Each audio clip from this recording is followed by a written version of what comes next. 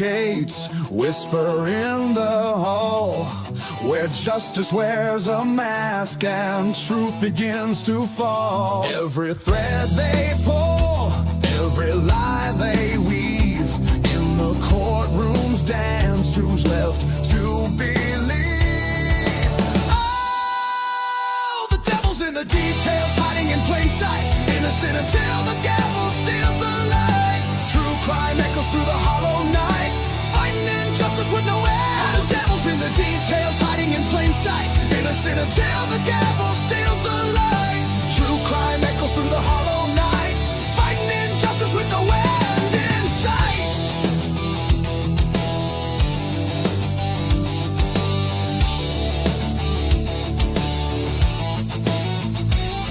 A photograph fades where the truth once stood, blurred lines between the bad and the good. The scales they tilt with every silver tongue, while the broken cry for a song unsung.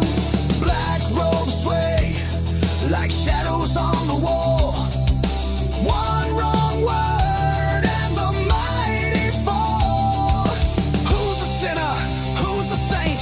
The jury's out, but the verdict's faint. Oh, the devil's in the details, hiding in plain sight, innocent until the gavel steals the light. True crime echoes through the hollow night, fighting injustice with no end. The devil's in the details, hiding in plain sight, innocent until the gavel steals the light. True crime echoes through the hollow night, fighting injustice with no end in sight.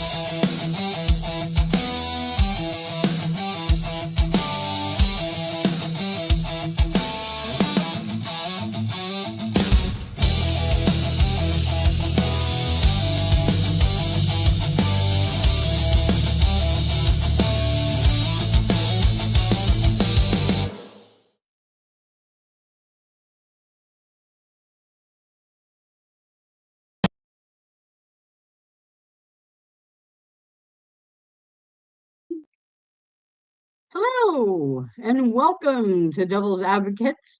I hope you guys are all having a fantastic Sunday. Please let me know backstage if you guys can hear me. I sound okay, yada yada. Okay, thank you, thank you. All right, so hope everyone is having a wonderful weekend. I don't know. Uh, so for anyone who may have the day off tomorrow, so you know, always awesome having a 3-day weekend. Um, so I always appreciate those whenever they happen. Um, and so we have a really great show lined up for you tonight. As some of you are aware, we are investigating the Kurt Cobain case, who supposedly committed suicide, although there's just, let's just call it what it is, so much shenanigans going on with this case, and it's very tragic. It's very sad. One thing I do just want to let everyone know, this is not a kid-friendly channel, and in fact, I'm going to go ahead for now, just so everyone is aware. This show does deal with adult situations. We use adult words, adult phrasing, and we deal with adult subjects. So if you are watching and you have little kids, this may not be the show for you, or at least to not watch with them present. That said, it is wonderful to be here. We have Caleb in the house. We have Christine Hurd in the house. We have backstage, of course, we have the amazing 1-1. We have JJ from State of the Deep and Dego. So we have almost a full panel. The boss man, otherwise known as Lee or DA, whichever you know him as, he takes Sunday nights off to rest and recharge, although let's face it, he's always doing something in the background. But yeah, so he takes some much needed time off to and he had a really hectic week this week with studying for his drone pilot exam, which he passed with flying colors. Woo-hoo! We knew he would. Always have faith in him. He's a smart dude, and uh, knew he was going to do it. So the drone is going to add a lot to the channel. We're excited for that because he has a couple of different trips coming up. He's going to Delphi, Indiana, and he wants to take some footage of along the Monon High Bridge and potentially some surrounding areas there. And so, yeah, so the drone's going to add some good stuff to the channel, folks. So make sure you stay tuned for that. To that end, make sure you like the video, give it a thumbs up for us, please, folks. Make sure you're subbed to the channel. Make sure that your notifications are set to all because YouTube has been messing around with stuff again. So I know some people have said they somehow got unsubscribed from the channel. So please make sure to check that you are subscribed to the channel so you're not missing all the stuff that we have coming up. And also, if you want to see some behind the scenes stuff, some excellent footage of various trips that DA has taken, as well as some members only videos, it's $2.99 a month for membership. So, which just goes to help pay for the channel to keep on running. So, we always appreciate that. And so let's see, who else do we have? We have Thumper Rabbit Hole, and we have Siggy.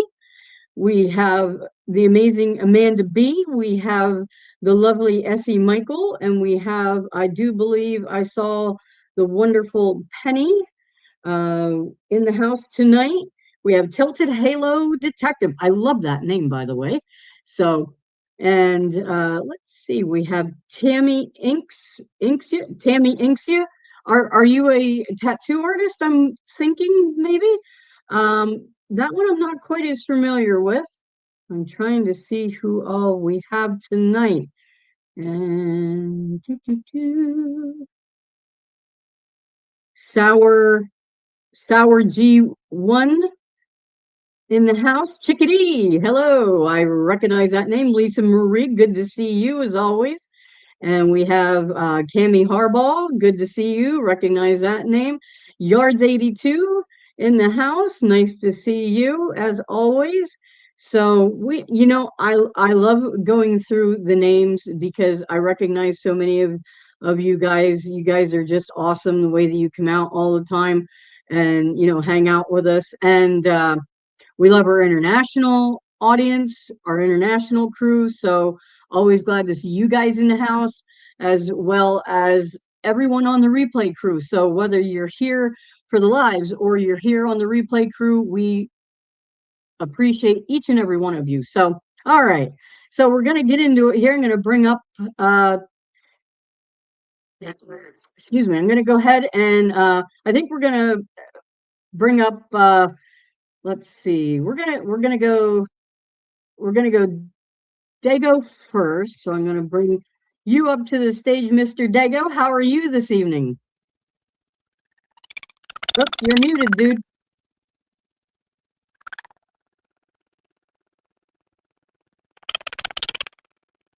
Hello?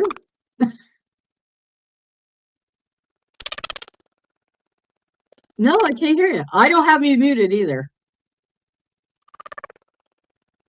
Let me try it here. Nope. Okay, well, you figure that out. I'll bring JJ up. JJ, how are you? I'm good. Dago sounds like a chipmunk. I don't know what's going on. Oh, he was having that problem the other day. Dang. How's everybody doing? How you guys doing? What's up, Robin? Dago, Den, Hey. Meatballs, 1-1, wherever you are. Is that any Yes, better? he's coming up. There you go. Now, okay, there you are. Sorry, guys. There you go. So, Sorry. how's your Hello, day everybody. been, JJ? Yeah, it's been good. Pretty relaxing day. Got some stuff done. Went to the gym. Good, Did good, some laundry. Big excitement. Played good, some. good. Dago, I picked up my bass for the first time in months today. That's I haven't. awesome. It's been just sitting in a corner, and I picked up the bass today and played for about a half an hour. It was nice to Nice. pick it up, but I felt awkward at first. Takes a few minutes to get the fingers going. Definitely, definitely. Oh, I get it. Believe me, I haven't sat behind a drum set and like really sat and played for well over 5 years. So I get it. I get it. I I have helped to out my How do was it buddy. your day? occasionally. If I don't do it occasionally, it's not good. I Oh, I gotta. know. You forget things sometimes.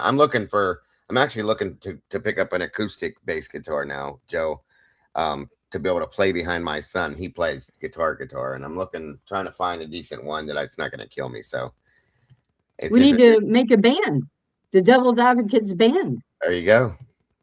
I, There you I, go. I, No, sing, you guys sing, drummer, guitarist. I don't know if one plays anything or not, but hey, We could he just have used to one sing. run around the Why stage not? screaming. There you go. DA will fight us, so he's gonna have to be the lead singer. Yeah. Well, of course, you Robin know. can sing though. Robin can sing real good. So Oh my gosh. All right, I'm gonna bring one to the stage here. there he is. Good evening, Dan. I could play the thimble. All right, there you go. Hey, you know, I needed that. I how needed are that you? laugh after hearing the like. I don't know if that was done on accident. Probably was the chipmunks. I don't know how. It was an accident. I don't know what it's been happening for a couple of days. For whatever reason, I don't I even have know. my soundboard hooked up. It's crazy. So how is everyone? Oh my Good evening, goodness. JJ, Robin, Dago, denizens, meatballs, sauce Doing and good. cheese. Everyone under the sun. Doing good. I'm a little fired Oh up. my goodness. I saw. I'm not even gonna mention their stream because it pissed me off so much. So why give them free extra Yeah. credit? Mhm. I know they're out there, but this stream popped up in my YouTube. I don't know, whatever you call it. Your videos. Because of the algorithm. So things pop in. So every now and then, it's nice to see something. Click on something new or. So someone popped Yeah. in that I guess they're a defense lawyer. I guess that's what their job is. Mhm. So I thought clicking on it, and they had a whole thing about it was kind of about Idaho 4. This I know as just a little side note, and I started watching the video, and I couldn't even watch the whole. I didn't even watch the whole thing, but the part that I watched, it was not what I thought it was going to be. I'll just say that it was pretty much, like tripling down on everything that's out there, is the full truth, and that we're all pretty much YouTube morons, and we have no idea what we're talking about. And this person is actually a lawyer, and the evidence is there. Brian he's definitively guilty, like just on and on. But it was more so about attacking us than so. The thing that pisses me off, you can have your opinion. That's fine. Sure. There are people you want to say that BK is guilty and whatever, have that, but don't come at me and have your argument that I'm an idiot because that's not an argument. No. Show me your proof. Show me your evidence. Give me your Right. evidence that shows it's BK, and let's have a discussion. That's And all we've asked for. That's how you debate. You don't debate someone, but JJ's call. We've had a few people we called out on that. In the past, that's not how you argue with someone. Is just No. attack them and name call that. Yeah. Well, But anyway, It's not an a lot of argument. people now one are jumping on the bandwagon because of what Megyn Kelly and what the mainstream Yeah. media is now doubling and tripling down on. So they're Right. just jumping on that bandwagon. That's all that is. Yeah, they're Right. getting upset. Well, and Right. and that's why we have to keep doing what we're doing. Yes, ma'am. That's where we have to strengthen our resolve, and Yep. it's frustrating, but Yeah. we can't let up what we're doing. So, Nope. Yeah, we won't but, give up. You're gonna have to throw in Yep. the back chat who that was. 1-1, Huh? so I can get an idea. Whoever that was, you're gonna have to throw it in the back chat for me. Yeah, I'll let you know. Curious now because there's some idiots out there. Welcome, Choppa. Yep. Thank you for joining, jumping in the sauce with us. Appreciate you very much. So anyway, yeah, I had to get that off my chest. I don't blame But you. back to the task at hand. Yes. Is it good to be alive in the den on a Sunday Always. night? yeah. Ladies and gentlemen, turn the lights down, turn the noise off, and listen closely. Because tonight, this isn't about music. It's about what happens when a story is told once, loud enough, and never questioned again. A man is found alone behind a locked door. A shotgun rests nearby. A note is left behind. And just like that, the case is closed. They call it suicide. They always do. But silence is not the same as clarity. Tonight, we talk about Kurt Cobain, the reluctant icon, the voice that never wanted the microphone, the man who sang about pain while trying desperately to outrun it. They told us he was broken. They told us he was tired. They told us the end was inevitable. And maybe some of that is true. But when toxicology stretches biology, when timelines bend, when fingerprints vanish, when handwriting raises questions, you don't rush to conclusions. You stop, you breathe, and you look again. This is not about blaming. This is not about accusing. This is about examining what history chose not to examine. Because sometimes the most dangerous lies are the ones that sound reasonable. No shouting, no spectacle, no easy answers. Just facts, just context, just doubt. This is Devil's Advocates. And tonight, we let the silence speak. And with that, live from New York, it's Sunday night. All right. Thank you, sir. Thank you. Okay, Bottoms so yeah, up. we I have got my glass of whiskey. oh Real quick, if I can, I want to just say welcome to everybody at the True Crime Cafe tonight. Thank you so much for joining us over here for this awesome show we're about to have, and with these awesome people here over at the Advocates. Thank you to my blue crew for those of you that are here. Appreciate and love all of you. And I can't wait for this awesome show to get kicking. I just have to say I love the Blue Crew and all the meatballs. Yes. We it really people. does feel like one big old family anymore, I'll tell you. So Yes. you just have awesome people, Dago, and I don't make much of a distinction really anymore. You know what I mean? No, Because I don't either. I you don't know, either. It's no, become and to the point where I just want to say hello and welcome to all of you. Yeah, it's like Yeah. blended lines. That's right. And thank Exactly. you, Oh yeah, I will and get then- attacked. I actually, if I don't say it, yes. Good night, Jackson, Juliana, and my wife. Love you guys. I'll get hit with a That's meatball awesome. later. That's so cute. I love it. Oh my gosh. Love it. That's awesome. So and So we got something. We wanted to kind of finish off where we left off from last week a little bit. So the theme from last week, for those of you who are here, it's kind of just getting you guys to, think outside the box. This is a prime example, prime case to do that with. Now, am I going to say, do I believe, 99.9% or 100%, do I think that this was some kind of MK Ultra thing or a government thing?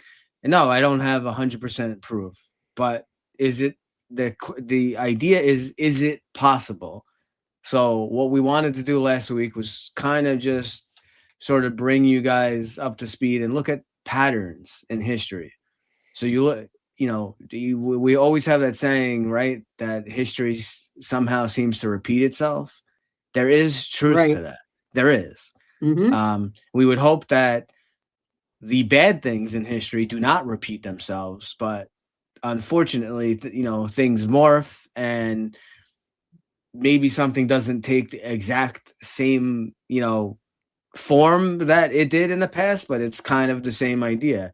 But these patterns, these attempts about controlling a massive group of people, these are all themes. These are all, big picture ideas. So you have to try to get out of your mind sometimes that everything is just what it appears. This is what it is. So obviously, there's many questions with the crime scene and the note and all kinds of things with having to do with Kurt Cobain. And could the answer be just as simple that it was a jealous woman that was going to probably have some kind of divorce and be separated and all that stuff? Yes, it's very possible. Maybe that is all it is. And you may say, oh, of course that's what it was. But don't always assume. Like, sometimes it could be more than one thing, right? It could be that she knew Kurt was leaving her, but there are other factors at issue too, and it was easy for her to go along with certain things. So just, when all these cases come up and these things come up, as I really have to say, like, some of the stuff that JJ has brought up, about the Luigi case and some of these things, try not always just to look at it and be like, oh yeah, this guy was killed or whatever. There sometimes there's a deeper meaning. Does that mean, doesn't mean that every case that happens, everyone that gets murdered, there's a conspiracy? Of course not. But are there cases, are there things that happen that are above, there are things that are questionable in our history. So so we wanted to start before we're gonna do a few different things, just kind of to continue from where we were last week. Robin, if you want to. So this was actually brought to I came across this. I wasn't even aware of it last week. But I found this little. I thought this would be interesting to people if you're not aware of it. So you want to play this this video? It's like a 2.5-minute video, or 2.5-minute video, and just listen. Can you see it? No. Well, it usually helps when I actually add it to stage. That's usually good. That definitely helps. Yes. Now we see it. Yeah. Okay, good deal. All right, Awesome. so let me play it. Making sure the sound Back is in on. January of this year, someone notified me that Courtney Love wanted to reach out to me. We all know who Courtney Love is. If for nothing else, it's because the media has convinced most people that she had something to do with the murder of her husband, Kurt Cobain. When I made contact with her, it was because she had been watching my podcast and she knew that I was obsessed with the book Chaos. Courtney Love told me so much information in January of this year. It was like she basically wrote me a novel. I couldn't process it. It was information overload. And if she had sent that to anybody but me, someone would have looked at this information and said, oh, this is just crazy. So while I personally did not understand the nature of what goes on inside of Hollywood, I did start to understand it after everything happened with Ye. She explained to me that she was a toddler and she was experimented on at the Haight-Ashbury Clinic. For those of you Haight Asbury, it's the intersection where they had this clinic and the hippies came, and this is when the CIA was just dosing them intentionally because they wanted to understand how to control minds. Courtney, who is writing a book on this, so I'm not exposing anything, told me that she was given LSD at this age. This is how she grew up. She grew up in this area, and she told me, I did not kill Kurt Cobain. That was a part of a psychological operation to make the masses look away from what the CIA was guilty of. And she then told me through a lot of messages that at the core of all of this is ownership. The best way to understand it is that when companies or individuals get too big and become too powerful, they send their agents to control them, to make sure that they are able to control their messaging.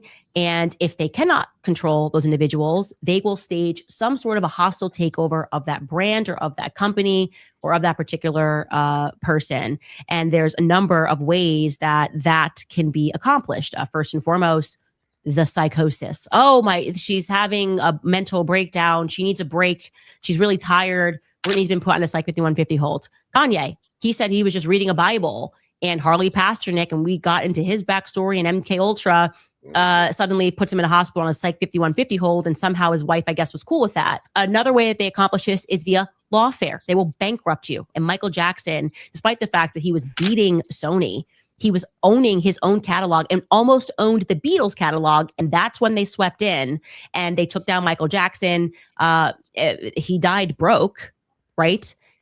And the people who he was fighting owned his catalog. Actually, in the news today, and this is totally a God thing, I saw Paris Jackson was in the news today. She's lost in court and she's still fighting over her father's legacy. It's insane. The very people he hated, right, now own his catalog, and he was beating them. Back in January of this year, That's it. someone notified me that Courtney Love wanted to reach out to me. We all know who Courtney Love is. If for nothing else. So what do you guys think about that? Well, we talked about that last week, didn't we? Yeah, we did. Yeah. I mean, you can take it, in my opinion, one of two ways. One way, it's true, or I mean, she did say she has a book. She's writing a book or Yeah, whatever. or she's just trying to take the attention off of her again. So it could be either way. Yeah. Or maybe both. You know what I mean? Right. Well, when big money's involved, Yeah. because all the cases that I tend to question the most are ones where there's big money and big power connected to the people involved in the case. And it's typical, I mean, pretty much without exception, all the cases that I question a lot are they fit that mold. Right. You know, you have in the case of Kurt Cobain, we talked about this last week. He was openly telling people close to him that he was gonna leave Nirvana, Yes. and he wanted to just focus on writing songs and just being a songwriter. Well, that is not as profitable as being in a big, huge rock band. Period. It's the numbers bear that out. Yep. It's literally, they know what genres of music and what format of music is the most profitable. And if he were to do that, which is what he openly talked about doing, the people around him would essentially lose Yeah. millions and even possibly billions of dollars. So, And too, Joe, to add to that, if it with what we talked about last week, with what one brought to the table with this, if he were to do that, and he would be stepping out of, for those of you that, I don't know, most of you guys would understand it anyway, even if you're not a musician, but with where he was monstrous. He was huge. So if he were to step off that stage and start doing, a lesser situation, they would lose the widespread reach that they had with him in turn through the government. You see what I'm saying? Just to add to what Joe said, because he's absolutely right. Right. yeah, I mean, just to add to that real quick, when you're somebody with not only a reach in the popular culture, but also a cultural reach, Yeah. to a large segment of the population, I'll tie it into the book Chaos.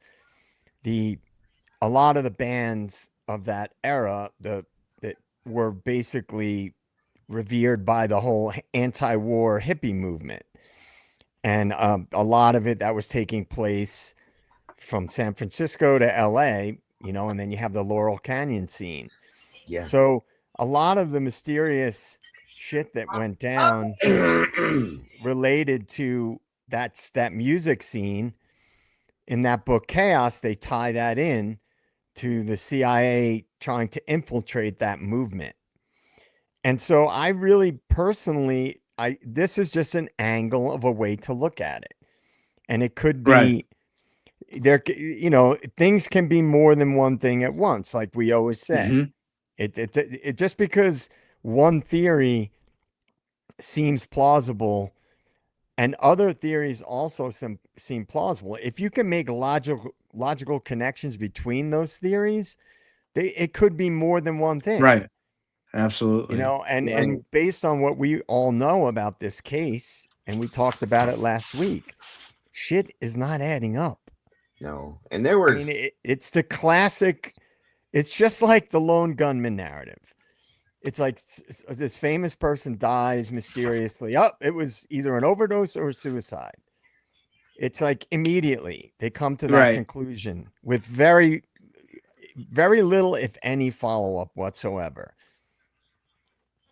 Yeah. They've done the same thing in a lot of situations in, like, for instance, the Idaho 4 case, suicide or overdose. We've seen it in many cases, guys. It's regular. But just to add a tinge more to what Joe was saying, there were actually other artists I remember that were kind of supporting Kurt and Nirvana in that aspect, that were in different genres like rap and hip hop and country, metal, indie rock, stuff like that. They were supporting him with what he was doing as well. So that gave such a wide range, even bigger, that would have had a tabletop to play with. You know what I'm saying? Yeah. So to add to that as well. Yeah. So very, very, very interesting take too, Joe. Definitely. Yeah, I mean, and we will probably delve into it a little bit peripherally, the connection between Kristen Pfaff's death, the bass player of Hole, who played we'll get there, arguably their biggest record. So, and her alleged connections to Kurt and rumors surrounding them and what she was doing, and that those things are actually connected in a lot of ways. Definitely. It's an interesting thread to pull, because it raises questions on both sides of these cases. I love the thread pulling. 100%.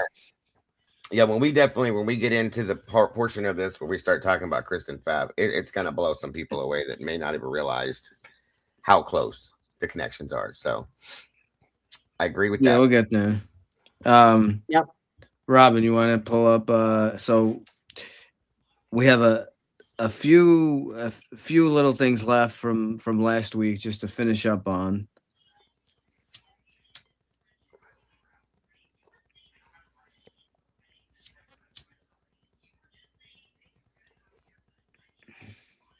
Oh, that's unfortunate. Hang on a second. Yeah, hang on. You skipped ahead. Yep. No, my computer decided to skip ahead. It's all right. I had it set where I wanted to be.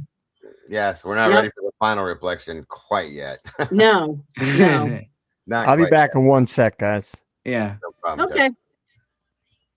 There we go. Yeah. Yep. Next right one. Here. No, right here. Okay. You're right here. You're at the right one. Okay. Just real quick, I just want to let people know, if I look frozen but you can hear me, everything's okay.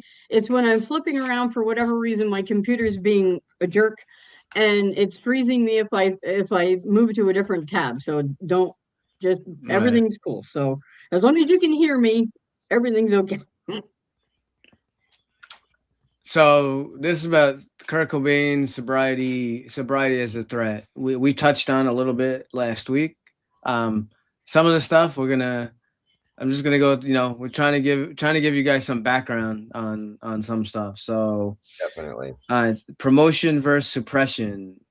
Why sobriety is subversive. So this is to it. Addiction doesn't neutralize rebellion; it redirects it. A drug culture can appear anti-establishment, feel transgressive, while keeping users inward focused. Sobriety threatens this because clarity restores agency, and agency restores purpose. Purpose leads back to organizing.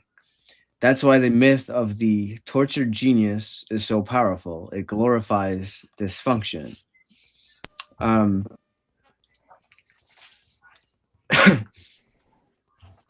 So, why would any of this happen? So, again, this has to do with musicians being manipulated into promoting drug culture, and when they get sober, it threatens to promote sobriety. Then they become more dangerous. So that was the main theme that we addressed last week, because you have someone like Kurt Cobain, who's basically referenced as the John Lennon of the 1990s, the youth movement. As we explained last week, JJ, went into detail, and then Dago about the punk rock scene, and there are many bands who are part of it, but Nirvana was kind of, for whether they wanted to or not, became the front, the leaders of what was going on, the movement. So that whole anti-establishment and that youth movement, that's a large base to be very powerful to be in control. And remember, this is before there's no social media. I mean, think about what would happen now if you had like a kind of like a Kurt Cobain now with I mean, there was no social media when Right. he was there, so No. So this is about mimetic spread. If a famous person's behavior becomes permission, it becomes identity. This drug makes you creative. It becomes culture, addiction as art, pain as authenticity. If you want to control a generation, you don't need everyone addicted. You need enough adoption to normalize it, enough tragedy to keep it mythic, enough influence to keep the story self-replicating. So sobriety breaks this spell because it implies clarity, again, agency, accountability, and potentially political re-engagement.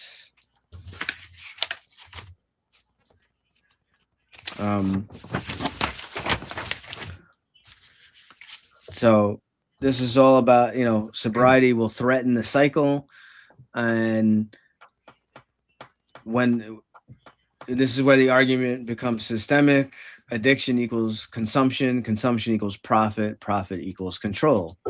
A sober, politically active artist becomes uncontrollable, which is the main point. Why? So as a question to you in the den, why do icons die when they try to change? Is rebellion profitable only when it self-destructs?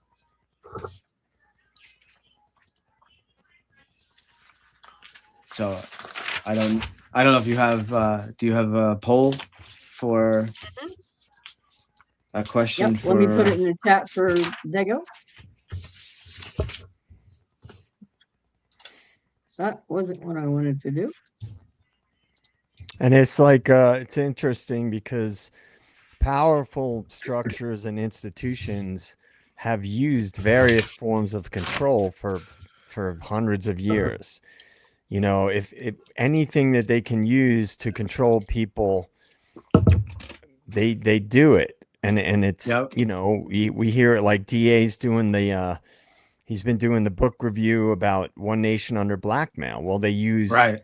blackmail is one means of control to control Right. people that have a wide reach.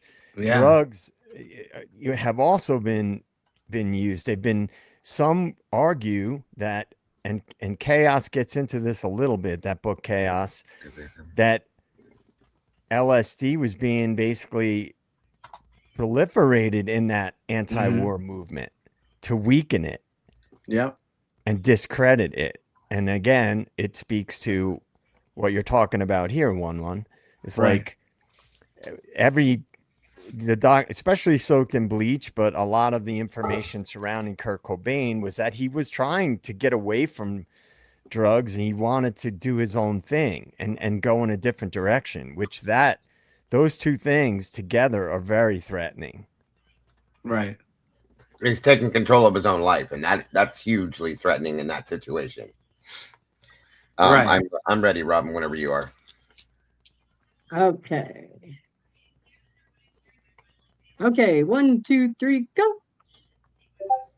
There we go. Yeah, that's a huge problem, JJ, because if he, at that point in society at that time and at that within that part of his career, they, in a sense, if they're using him as a tool or a resource to do what they want to do, they have full control of that situation. So if he's stepping away from his addiction issues, cleaning himself up, separating himself from Nirvana, separating himself from Courtney, which was a big issue in his life, and taking back his life, taking back control of his own stuff, they can't control him at that point. Then that's a big problem.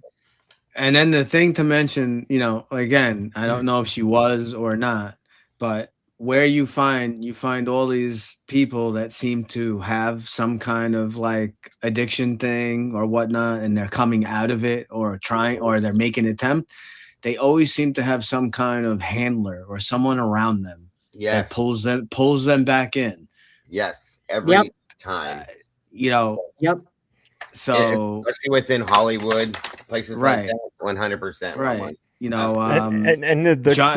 John Lennon was getting out, he was getting sober, he was getting off of addiction, and apparently from what the info I have is that his publicist and his wife Yoko Ono pulled him back in. I heard the same about Elvis. Yeah, he was trying to get himself straightened up. Same situation. So it's been going on forever, folks. And I'm sure if we go back and look back in like what one brought up, oh Jesus, I forgot his name, but I referenced Robert Johnson, the guy that quote unquote and Robeson too. There you go. Yeah, Robeson. Both of them. They probably in their own way back then had somebody doing the same type of thing. So just saying. Well, and another thing too is like Courtney Love was like hyper ambitious, right? That's what she was known for, her ambition. Yes. And their record that they were working on, Live Through This, the whole record with when Kristen Pfaff joined the band, she was like a dictator with what she wanted. Like she was extremely ambitious. She was very aware of publicity. She was very aware of image. She was very aware of that kind of stuff. And there's no question, nobody with a logical mind can dispute the fact that her being married to Kurt Cobain was a massive boost for her career.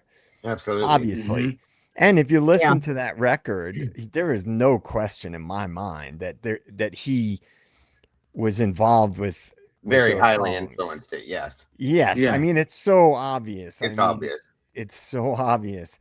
And so you got to wonder if he was trying to, number one, leave her, and number two, go in a different direction and leave the biggest band on the planet.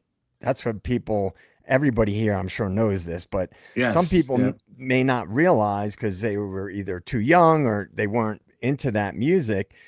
They were the biggest band in the entire world. Yes. So if he drops that band, guess who else's career is going to be impacted? Exactly. Right. That's not a big could've- stretch. She would have never done, blatantly, folks, just to put it straight to you, if she'd have tried to come out without Kurt's influence or even being attached to Kurt, we'd have never heard of her. We'd have never knew who she was. No. Never made an album. She would have never been anything, folks, period. Because she's very, I'm kind of biased and I'm sorry. She's talented. There's no talent there. And she's very smart, like a fox. I'll put it that way. Okay. But talent and music, no. And she erased herself by doing the things she did publicly. So there's that too. Just understand. But Kurt was absolutely, I'm glad you pointed that out too, JJ. Like you can hear in her music the influence that Kurt had on that, period. There's no doubt. No question, dude. No doubt. It is so obvious, especially any musician that's in the chat that's more sensitive to picking up on nuances would be like, oh, 100%. Yes. That whole album. The entire album. it's like listening to In Utero.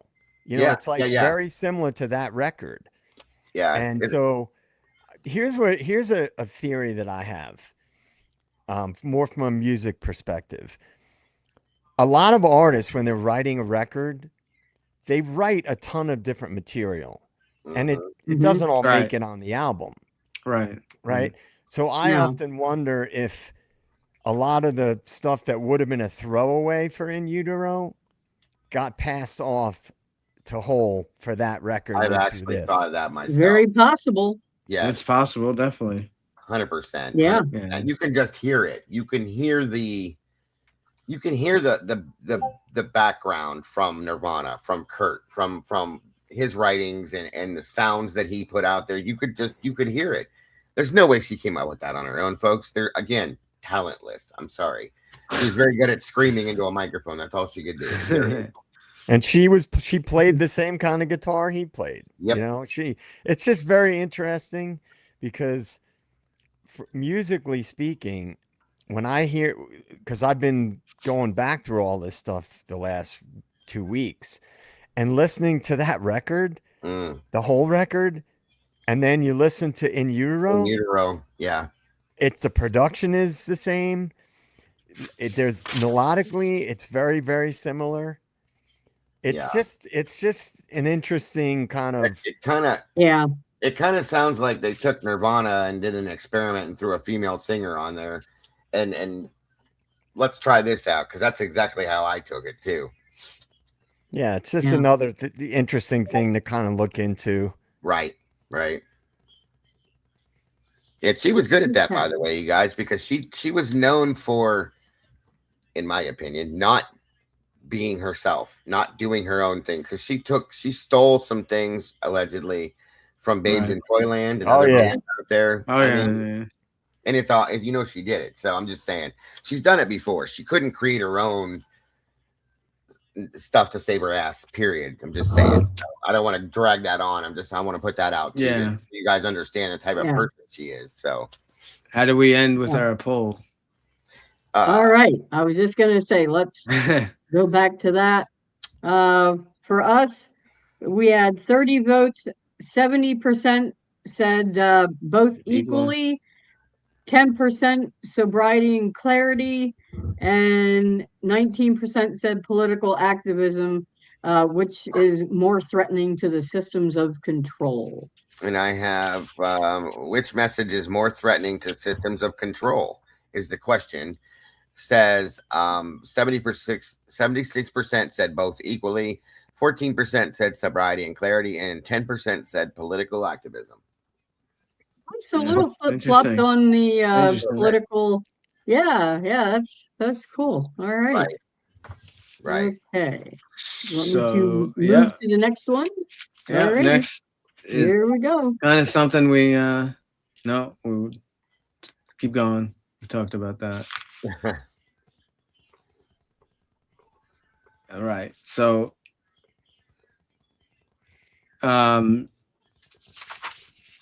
we're right now, so this is kind of just a quick thing. We've kind of mentioned this a few times, but we talked about last week. It's the patterns across, specifically mentioning John Lennon, Jimi Hendrix, Tupac. So the point is making you guys recognize pattern recognition. So you had Lennon attempting sobriety and activism. You had Hendrix breaking from management, and you had Tupac distancing himself from handlers and criminal fronts. Each death follows separation from control, political re-engagement, and rapid neutralization.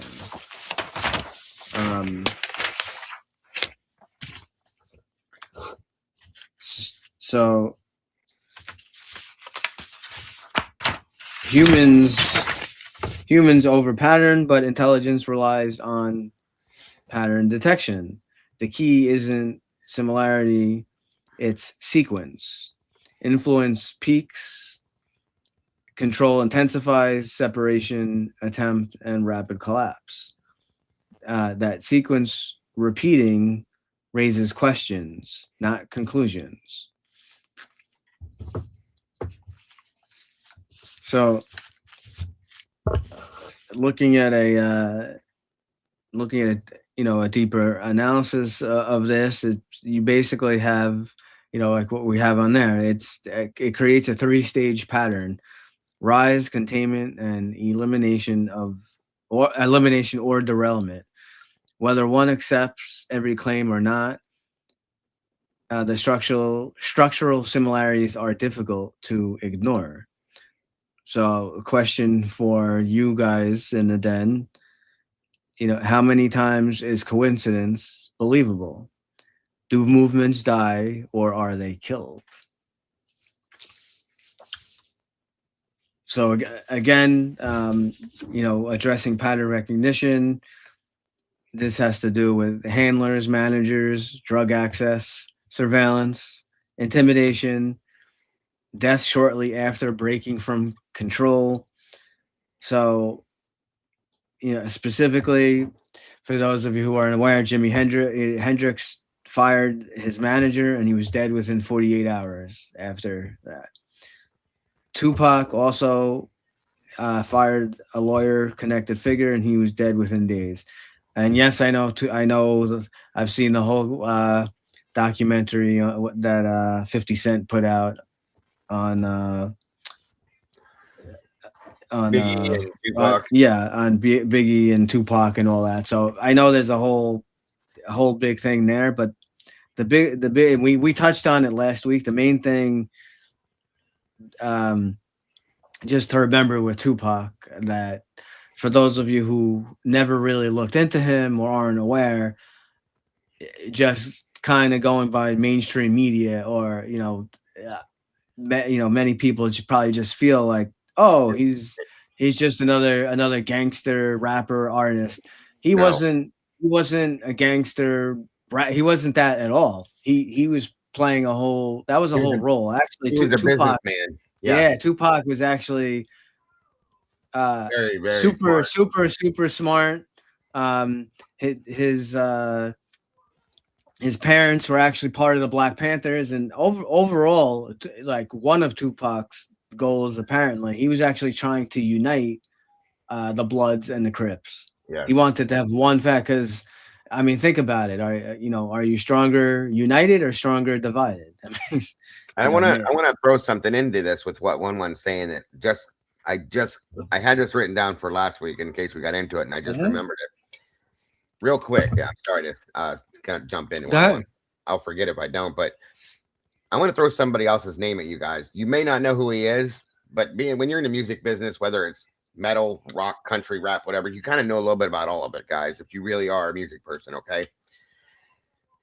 Aaron Carter, okay, who is Nick Carter's younger brother. Nick Carter came from In Sync or Backstreet Boys, one of the two, I can't remember, okay, one of the boy bands. Aaron Carter was that type of a singer as well. And he went through a whole slew of mess, okay, drugs, all that kind of stuff. And he died. Right before he died, we spoke about one other person too last week, I think it was. We threw Kanye West's name out there. as being in the mix of this. This is a factual statement that was put out by Aaron's mother that he reached out to Kanye. There was a recording of this to speak to Kanye the day before they found him dead in his bathtub, and was having some issues within the industry. And I did look into this a couple years back, guys, and said he was done with this shit. He said he was tired of this, he was tired of that, and he was gonna speak out. Then he calls Kanye, then they find him dead. Now you tell me what's coincidence and what's not. That's all I'm saying. Crazy. Sorry, 1-1. That's okay. And then John Lennon, obviously drug influence and manipulation via close relationships. As I said, if you look into John Lennon, his he was actually, from what I found out, he was actually getting away from drugs and getting sober and all of that. And his publicist and his wife kind of brought him right back into it. So, again, we're basically we're talking about repeated structure. Artist rises into massive influence, and artists become difficult to manage. Control mechanisms intensify. Drugs, legal traps, intimidation. Exit attempt happens. Firing manager, quitting drugs, activism, and death follows quickly after. So even if you don't accept every detail, the strategy is clear.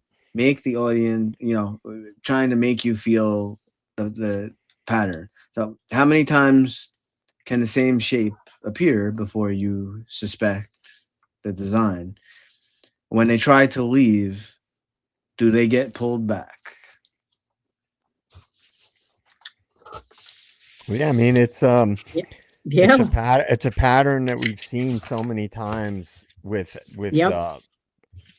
powerful people, that have influence, like actors, musicians, people that impact society, and music is arguably something that impacts society, or has historically, more than any other art form. Yep. Right. I mean, think about, to be a very popular and influential artist in America. Now take that and magnify it and transpose it to the whole world. That's what Kurt Cobain was. Definitely. And it's insane when you think about, there was no social media. Right. The internet was essentially just starting back then, with message boards and things like that. And then you look at the clear evidence from all the people around him that he wasn't suicidal, and that he was, we kind of know this pretty, I would say, I don't want to say 100%, but with pretty close to certainty, that he was going to leave Courtney Love. Absolutely. I mean, and then it brings up, to tie this back into 1-1's original thesis statement. Was Courtney connected to people and she was, whether willingly or as a just falling into it, was she someone that was keeping an eye on him, and that, trying to keep him doing drugs, and was she an accidental tourist, so to speak, and that she wasn't willing, like planning to do that, but every bit of evidence I've seen is that she used drugs to control people around her, Right. like friends and things. She got them drugs, and she was able to, they were like her little errand boys, and she was, by all accounts, very manipulative. So it kind of makes you wonder, man, the in that regard, the MK Ultra angle is not that far-fetched. No. Right now, and there's many other, No. like you were talking about handlers and stuff like that. I'll just remind you guys of people such as, it was in the chat, somebody threw the name, Clive Davis. Oh yeah. Okay.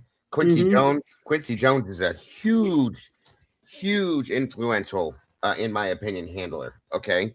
Because he had so many people underneath him that he was in control of. all of these people, in a sense, are doing the same thing that one was talking about, that Joe brought up. All of it, guys. There's many more. You know, I can't think of the guy's name. He was a joke that he handled all the boy bands, but he did the same thing. And anytime any one of them tried to step outside of their handler's comfort zone, something happened and they were drugged back in. Whether it be like Aaron Carter went to rehab, bad drug problem. He got out of rehab, starts to think clearly, starts to think on his own, reaches out to Kanye, and he's dead the next day. Are you serious? This is what I'm saying. And it's happened with many people, guys. These are undeniable situations that if you look at it, you can't say, oh, it's just a coincidence. Come on. That's all I'm saying. So no, I agree, dude. How often do we talk about this? At what point do you have to say this is not a coincidence? If it's one little thing or one little thread, okay, we can all logically dismiss things. We're all deep thinkers. We can all say, yeah, that could have been a coincidence. But when there's so many different things that stack up, you know, then it's hard to dismiss things as coincidence. Yes. Right. Yeah. I'm trying to work on the poll real fast, Robin. I'm sorry. I just saw it. Oh, that's okay. That's no problem. Yeah, we're ready. We're ready when you are. Yep. Let me know whenever you're ready, Dago. I'm almost done. Okay. No problem. And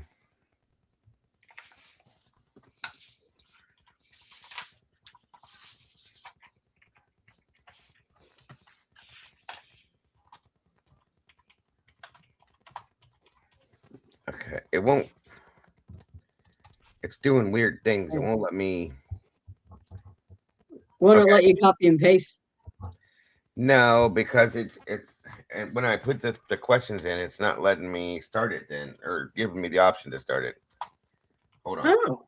It's weird. Okay. Say an add option. Let me see. Here we go. All the technical stuff is always so much fun. Yeah, it's showing me like I think I'm putting in too many words or something. Must contain 1 to 35 characters. I don't need that one.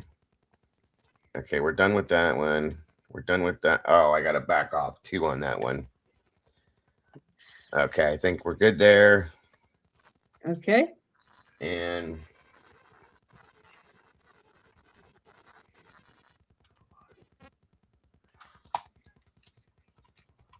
I don't know why this is doing this.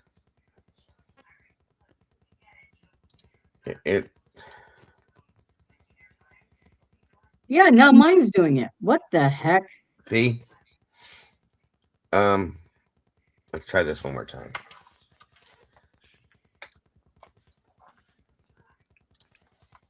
No big deal if it won't come up. Oh, sometimes you gotta mess. Okay, now I got it.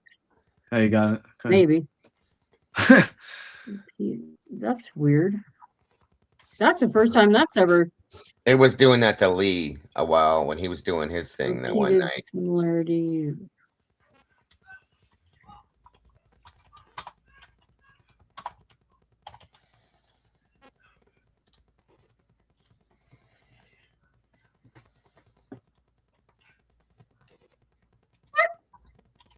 All right. Okay. Are you all set? Almost. Hold on. Let me try the. Okay, that's okay. I don't know what was going on.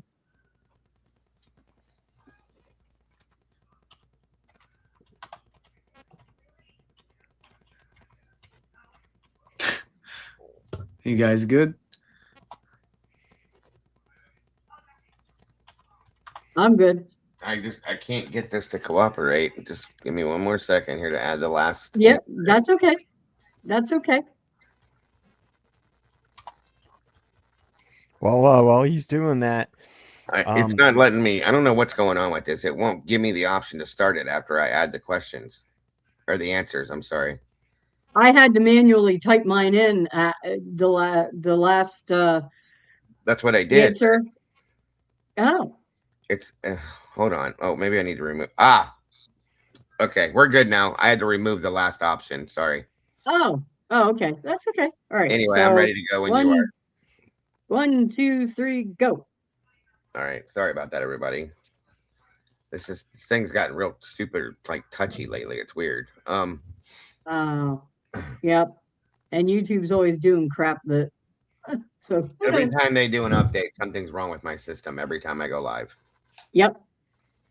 Holy hell, that's wild. Jules Mora. Yes, I did, and I moved it to a proper section. But yes, I did, and thank you very much for that video. I plan on watching it. I didn't get around to watch it today, but I didn't want you to think that I was ignoring you or anything else like that. So thank you so much for posting that. It's a Kurt Cobain video, and it's in our Discord under the miscellaneous topic for now. I have to go ahead and create a Kurt Cobain section. I didn't get around to doing that today, so we will go ahead and create a section so that everyone who is, following along with the Kurt Cobain case, you're able to keep up with it. And if you don't get a chance to watch a live or replay crew, you can watch our videos whenever you want to then. So, but thanks so much for posting that today. I'm ready when you are. Yeah. Okay. On this one here, mine went quick, and it's yeah, mine. the question over here, guys. Go ahead with your results, Dago. Which is more suspicious? One unexplained death, and I got 0% on that. 0. Repeated similarities across decades, and I have 92% on that one. And public obsession after the fact, I got 8%. Okay, so slightly Nice. different. Yeah. For us, it was repeated similarities across the decade is 95%. One unexplained death, 5%, and public obsession after the fact, 0%. So slightly different, but still pretty close. Still pretty close, yeah. Cool. Yeah, nice. Absolutely. All right. We'll move along. All right, this is about media control and silence. So, can I answer a question real quick? Sure. Lady G Yeah. and Kurt's death be reopened. If anybody were to come forth, Lady G, with new information, and I'm sure one can back this up, anything new, in effect, I think to prove that it wasn't a suicide, I think that they can absolutely reopen that. Isn't that correct? 1-1. Yeah. That's definitely. what I thought. Okay. Definitely. Sorry about that. And a lot of times you think about all these cases, and it's like you wonder, why aren't these cases being reopened when new information comes forward? Well, the institutions don't like to have to go dig things up and redo them. I mean, that's just the nature of it. They want to put it to rest. This is the story. It's Right. and also, if there is fuckery involved, people don't want to be exposed. And so that's why historically you find out about stuff, it gets declassified after all the people that were involved are long gone. Right. Or like, as you'll see, you'll remember when I show it. We're gonna show not yet. We're gonna show a little clip from a part of the documentary Soaked in Bleach, and kind of pulls on a sort of on a little thread you're talking about there, as you'll see, which is another reoccurring theme. You'll see people in history who are like, oh, if I was still in power, if I was still the police chief, if I was still the mayor, if I was still this, I would reopen the case. I would do this. I would do that. Well, that's great. Why didn't you, again, this is an adult show. Why didn't you fucking do it right the first time? You know? Exactly. And also for people, I'm sure people are probably pretty aware of this case, but like Kurt Cobain's death was ruled a suicide immediately. You know, same as Kristen Pfaff, same as Chris Cornell. You know, like these were suspicious circumstances, yet immediately ruled either a suicide or a drug overdose. In all three cases, you know, it was either suicide or drug overdose. And it's just, this is what any logical person can look at and say, how does this keep happening? I mean, it happened with Charlie Kirk. You know, in recent years, it's happened on other cases.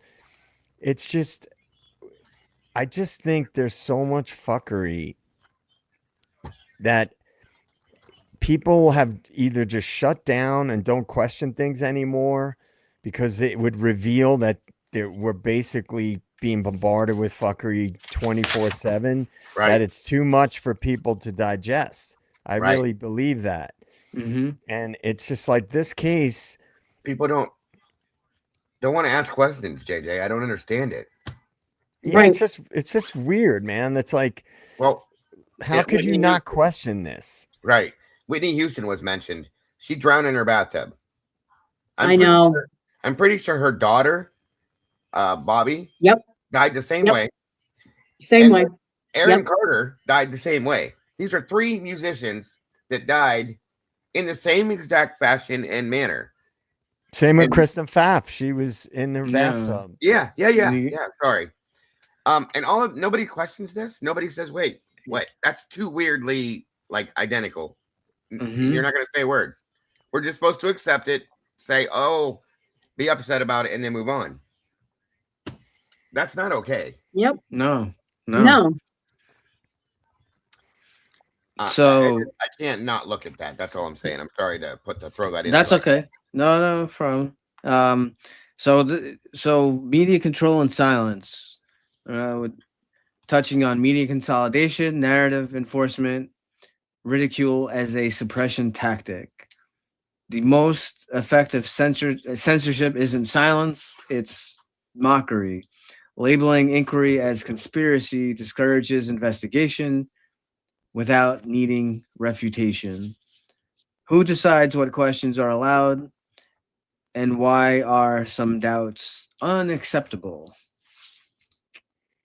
So modern control doesn't silence, it frames. The most effective narrative weapon isn't rebuttal, it's mockery, social risk, reputational cost. Once something is labeled crazy, serious people avoid it, not because it's wrong, but because it's unsafe. And then finally, why certain questions stay forbidden. Talk about why you haven't heard this. We can mention the CIA, media influence, Operation Mockingbird, narrative control, the use of ridicule. There are multiple levels of media control. You have selection, what stories get told, framing, how stories get told, ridicule, what's safe to question versus what's crazy, and omission, what never enters the mainstream. That's a big one. Omission. I mean, they're all big.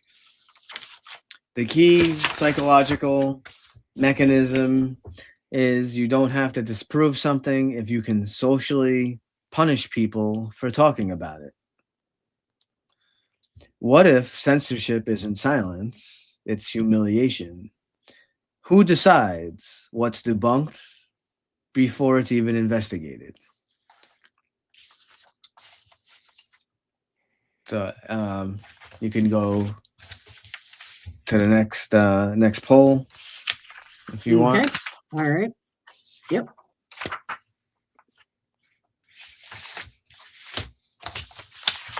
I'm just getting everything set up. I put that. Mhm. Did you grab it? Okay.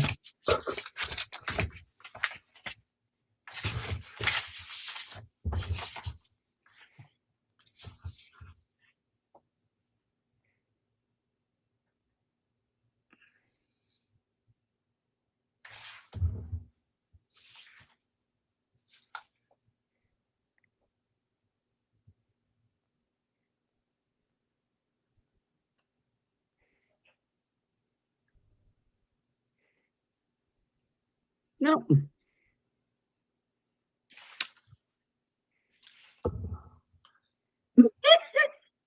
What I do hit you? it too soon, guys. Ignore that. Oh, The stupid thing. Anyway.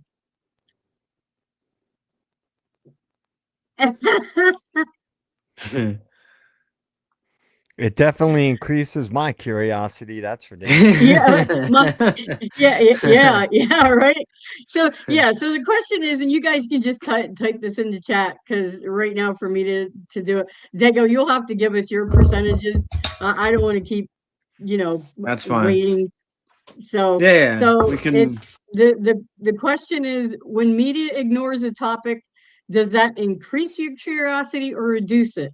Your choices are: increases the curiosity, no effect, or reduces interest. So increases curiosity, no effect at all, or reduces interest. Sorry about that, guys. That's okay. I It's mean, weird going back and forth.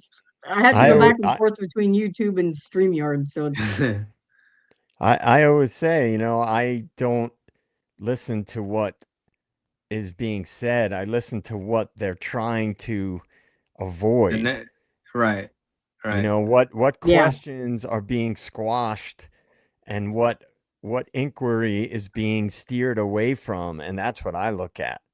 I Hmm. mean, it's now I also understand that people are all susceptible to be manipulated, um, where you might think you're onto something, but it's really just a distraction. I understand that as well. But I think the way that you come to your own conclusions is like we always say, where it's like a broken record. You pull on a thread, Hmm. and if it doesn't have any logical basis and you can't connect the dots, then when you feel like you've exhausted the inquiry into that, you have to move into other things and look into other things. But right. when something is signed, sealed, and delivered so fast, it's usually because they don't want people asking questions. Right. True. Yeah. Is All right, Dago, what did you you get? good with your poll? Let's see. When media ignores a topic, does that increase your curiosity or reduce it? I have 100% increase, no effect, 0%, and reduces 0%. Yeah, I all I was seeing across the board was increase, increasing, increase. Right, Yeah, right. so I think we're that's the typical human nature too. So because our mind wants concrete answers, it doesn't like, you know, for one. But whenever I see that, definitely increases my curiosity for sure. That's the same reason why we're still talking about the Idaho 4 case today. Right. Bingo. All right, we're ready for. So this kind of finish up with the lasting thoughts of from last week's Yeah, this was from last week. stuff. Yeah. So it's about final reflection. So this see, I didn't even need to put the slide up. JJ basically he basically knew this is basically what he was just saying. About what you're, about questioning and what you should take away from this. What Right. is all this? What does all this mean? So it's not about, we're not ending with conclusions, but with questions. Why do powerful voices burn out? Why is addiction romanticized? why do patterns persist across decades? So you don't have to believe this. You just have to ask why you were never meant to hear it. So we're not ending with certainty here, but unresolved tension, intellectual discomfort, and curiosity. The strongest position isn't this is what happened. It's why is this question so dangerous to ask?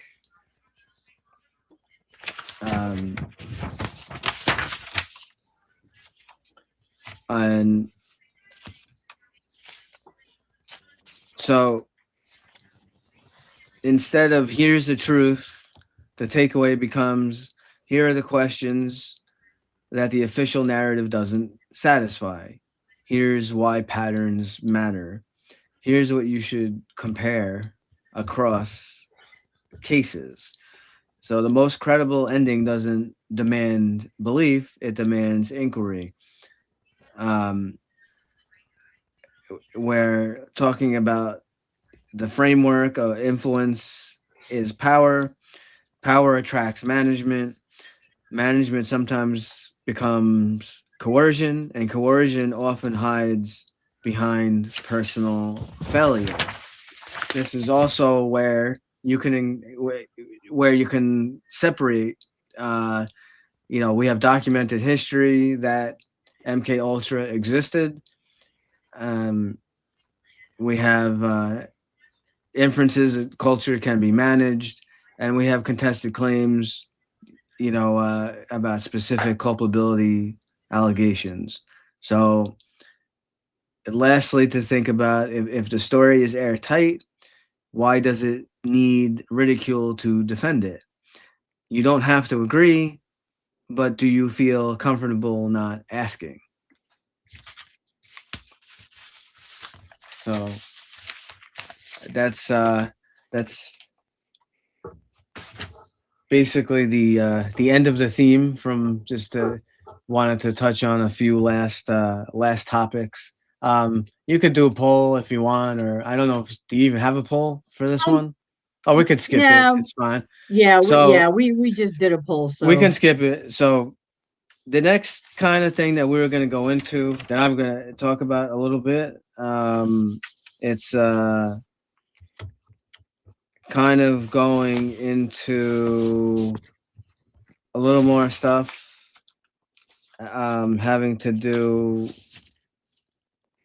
with the actual crime, with the actual alleged suicide, and some there's many facts. There's many things for us to discuss. So we could probably be here talking for 12 hours. So we're just going to try to tackle it a little bit at a time. Before I go into that, though, what was brought to my attention. So I hope everyone enjoyed just kind of pulling in a thread and looking at the sort of a little bigger picture about the patterns and about the stuff that is out there. Is that what happened in this case? Maybe, possibly, but the pattern, but it is there. It does exist. So at least you should know about it and have it, in your mind to question that. That's all I'm saying.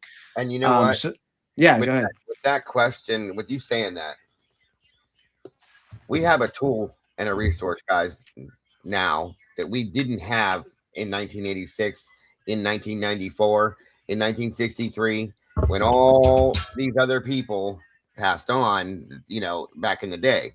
A lot of the people that they have put in what they call the 27 Club that passed away, so on and so forth.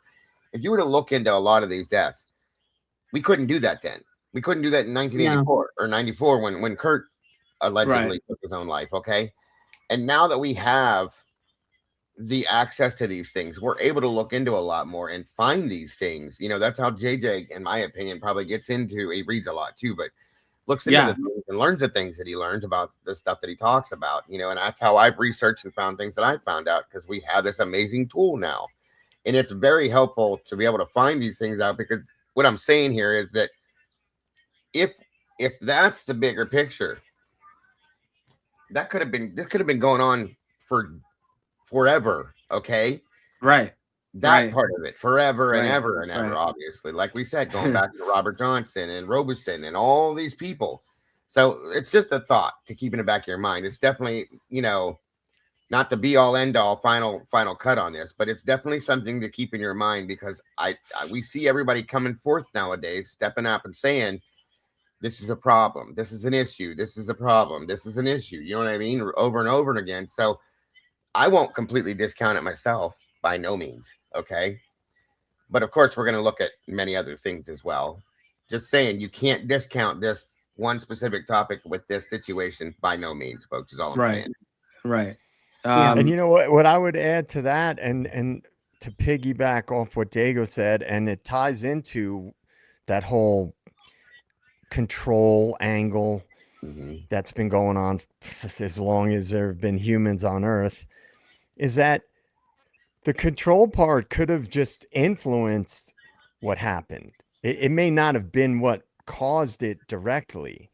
You know, people around Kurt were arguably being controlled with drugs, right? These things have a butterfly effect.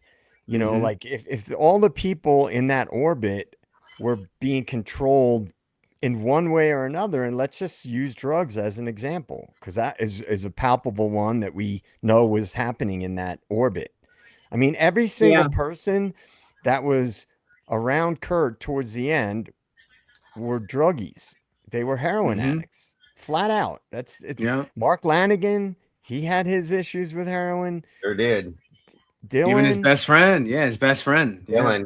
Yeah. So whether you look at it as like a bigger, you know, nefarious agenda, or you look at it as on a smaller scale, people around, they have insecurities. If they can control somebody by giving them drugs, you know, that's control. That's a form of control, even if it wasn't coming down from the CIA directly.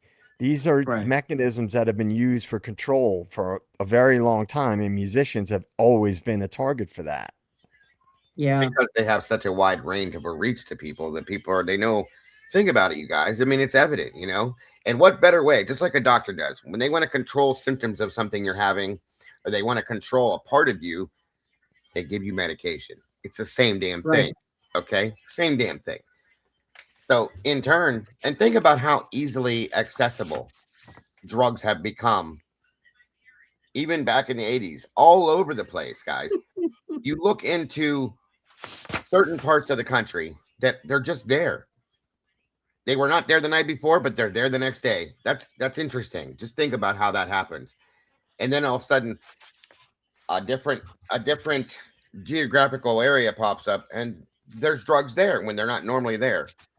They just don't appear, you know, out of the whim, folks. You got to think about it. Like there's a reason behind it, is what I'm trying to say. And it took me a long time to figure that out, to see that, like, this is happening on purpose, you guys. They're using people against each other to bring this control aspect into the world and say, okay, now we got you. Period. But, you know, it's not a new thing. Not at all. They did this back in the 1800s to control women. And I know how that sounds, but back then, when women were having hormone fluctuations, we were considered distraught and hysterical. And so they gave us cocaine.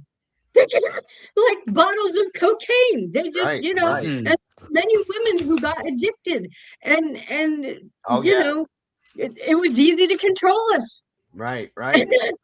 You know, and I'm not trying to be sexist or anything, but I'm just saying. But now they're doing it to everybody.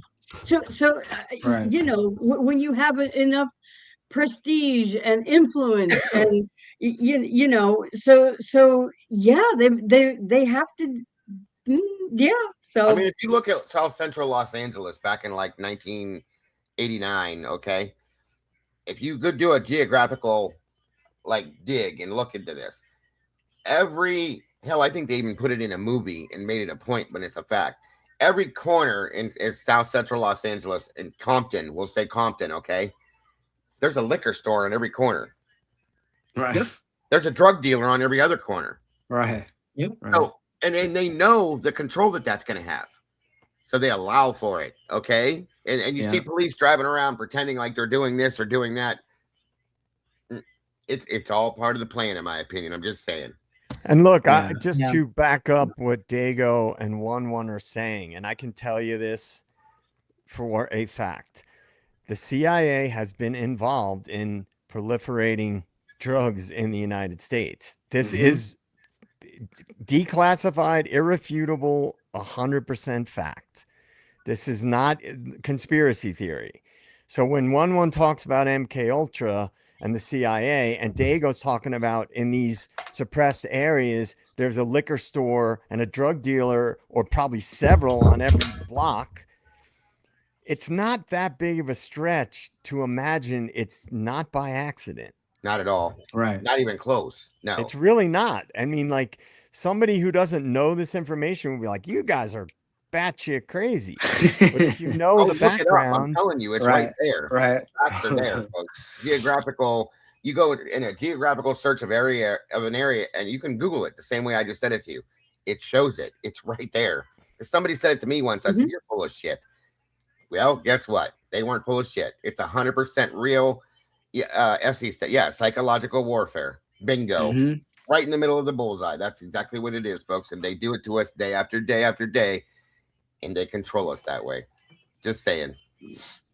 So, so before we get into like more specific facts and certain things, I guess you could play that video. So this is a few-minute video from Soaked in Bleach, and these are from you'll see. So there's a few experts who are talking. One is a former chief of police, who, as very, very easy to say that, oh, this should be done or that should be done when you're not in power anymore, but just, and I think it's about it. Yeah, go ahead. If you haven't seen this documentary yet, guys, go check it out. It's a good one. Really is. So this is about 4 minutes, I think, or something like that we're gonna watch. Yeah, it's right around in there. Yeah. Okay. So just listen. Don't worry about the German subtitles. Yeah. yeah. Don't worry about that. It's all in English. With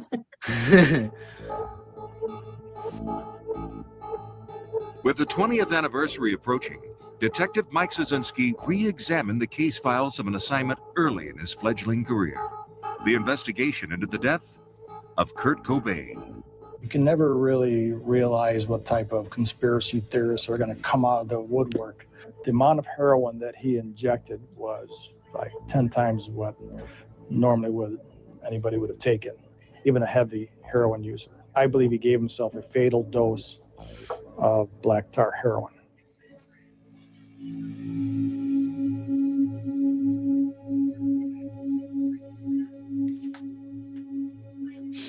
Detective Mike Szynski found 4 rolls of undeveloped crime scene photos. 2 of those photos were released, taken the day his body was found. In hindsight, I think I would have developed the film. Did you find anything different that made you believe it's anything but suicide? No, nothing. What are people going to gain from seeing pictures of Kurt Cobain? How is that going to benefit anybody? It wasn't going to change my decision that this was a suicide, and actually I'm the one who makes the decision. Finally, do we go forward or not? There was never one item that I said definitively that this actually was suicide, but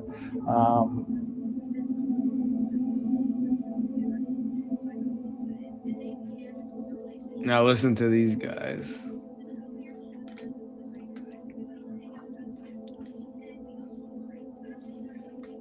Any re-examination should not even be actively participated in by the Seattle Police Department. To expect them to conduct an objective, detached, unbiased investigation, come back 20 years later and say, hey man, we blew it. It flies in the face of common sense. The Kurt Cobain death demands a reopening by an objective set of experts. And until that is done, then one cannot feel comfortable in saying that Kurt Cobain's death was a clear-cut suicide.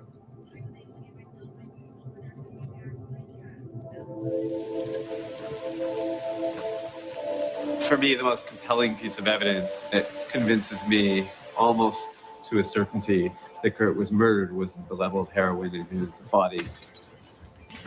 There's never been a documented case in the history of law enforcement where somebody could have the level of heroin in their body that Kurt did, still remain conscious, and still led to a suicide.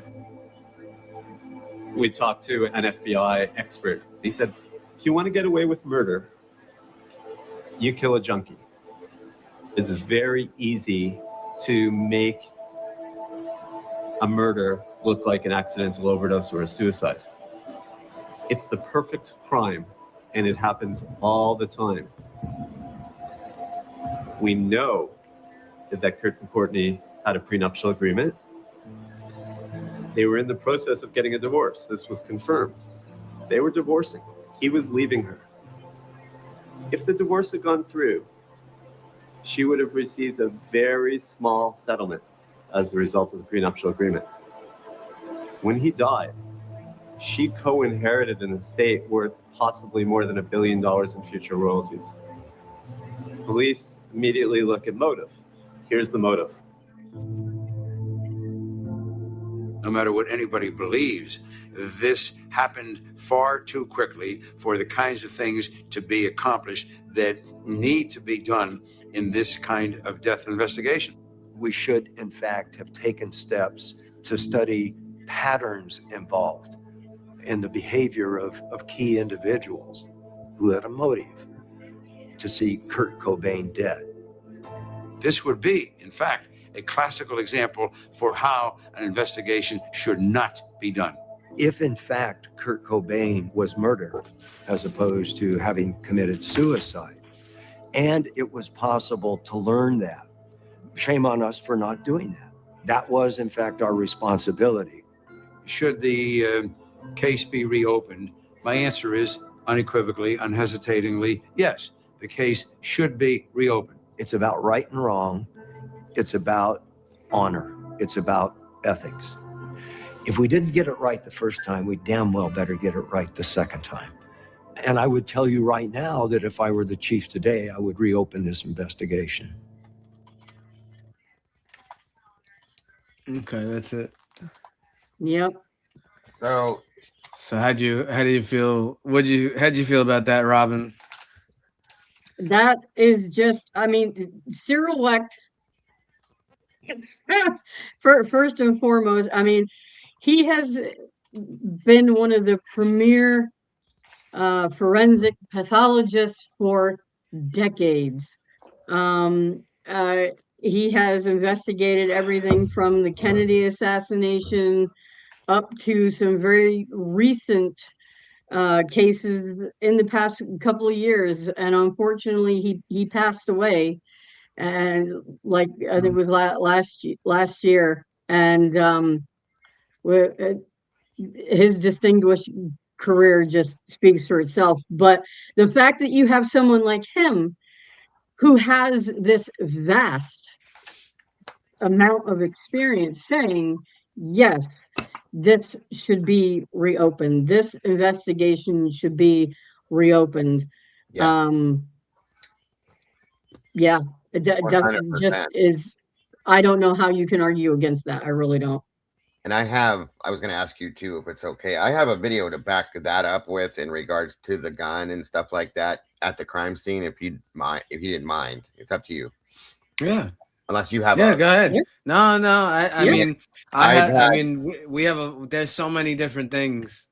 Well, Sure. this video. Okay, first off, what Go they ahead. mentioned in there was the lethal dose. Okay, that's the most important thing to think of right here at this moment, folks. Is the amount that they say he did injected into himself. Right. First and foremost, the Yeah. man would have never been able to completely finish pushing the plunger down after a third of what went into his arm went in. He'd have dropped everything right there. What was it? 1.52 or 5.2, I think it was. It was 1.52 milligrams. It was 225 milligrams all total. A total, but So a yeah. third of that is what? He would have been dead within a third of that. As soon as it entered his bloodstream, folks, his heart would have stopped.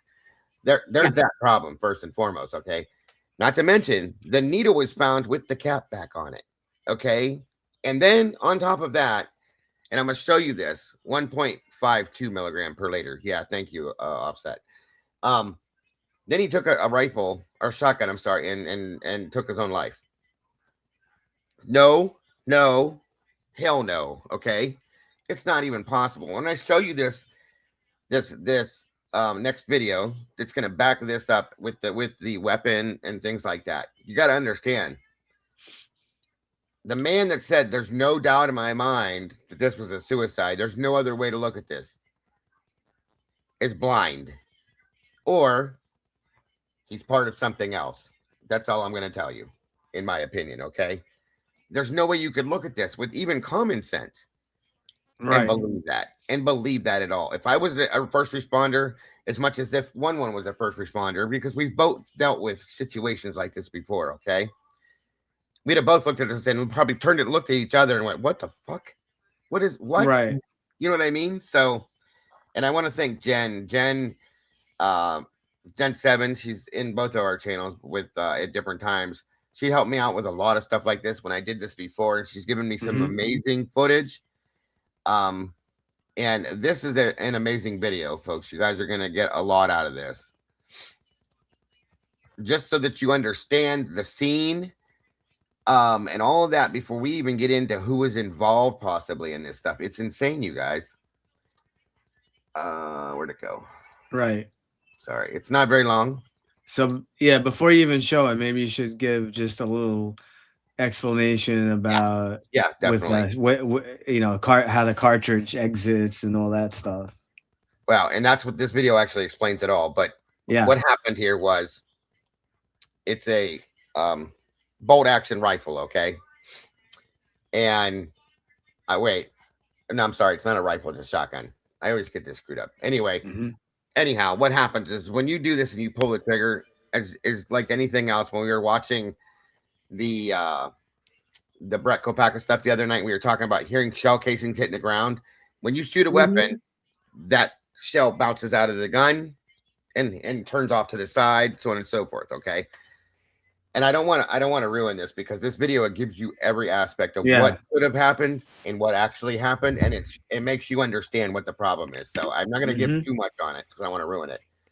I didn't even realize this when it first happened. I was younger and I didn't pay attention to stuff like that at that point. As I became older and I saw this, I was like, "There's no way humanly that this could have happened. It's just not possible. It's not possible." It wasn't a bolt action, you guys. I got that confused with the Charlie Kirk thing. I got so much shit in my head. I'm sorry.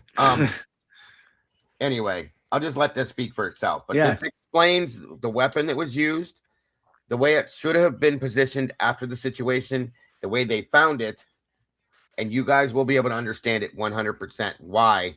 Once you see this, if you think he took his own life, you're not going to at all, I promise you.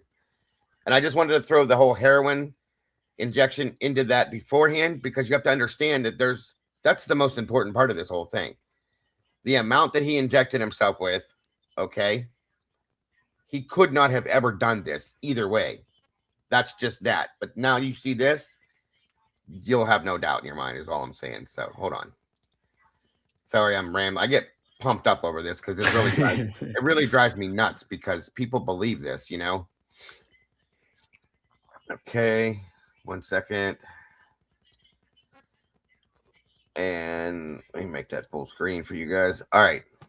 You can go ahead and pull it up, Robin. It's backstage. All right, guys, here we go.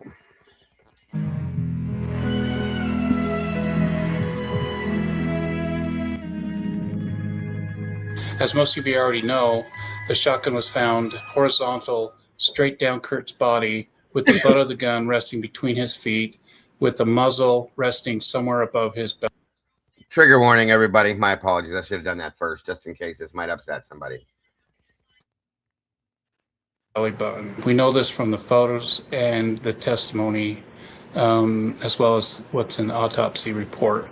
Dr. Hartshorn and the ME that performed the autopsy had concluded that the trajectory of the pellets as they left the shotgun had traveled back left side of Kurt's head. And the autopsy report, of course, goes into detail about the destruction in which these pellets had left in their wake as they traveled towards the back left side of Kurt's head. Looking at that information, we can kind of tell the angle in which the shotgun would have been positioned at the time it was fired, which would have been the butt of the gun would have been elevated slightly, and it would have been pulled over towards the right-hand side of Kurt's body as well.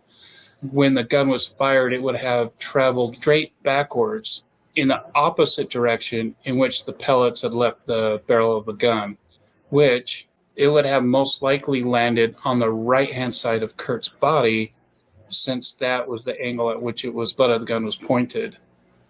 The fact that the gun should have landed more towards Kurt's right side, I think, is a valid point and deserves to be re-examined by the Seattle Police Department.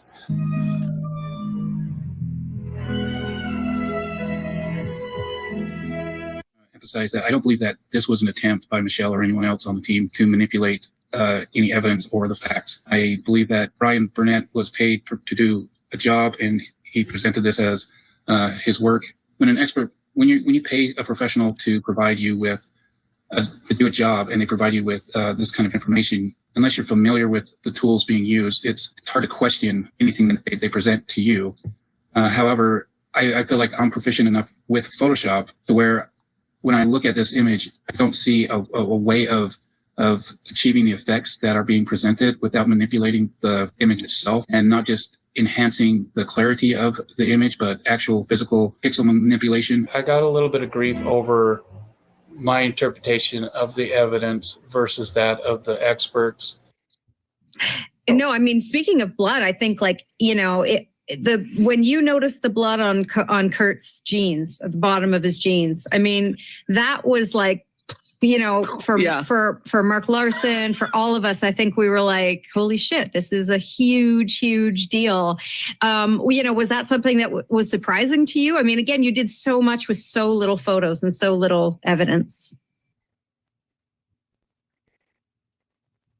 It's just very hard for me to go along with any kind of image that has been manipulated to demonstrate something that I'm not able to see by simply enhancing the clarity of an image, unless it's to sharpen that image or make it clearer.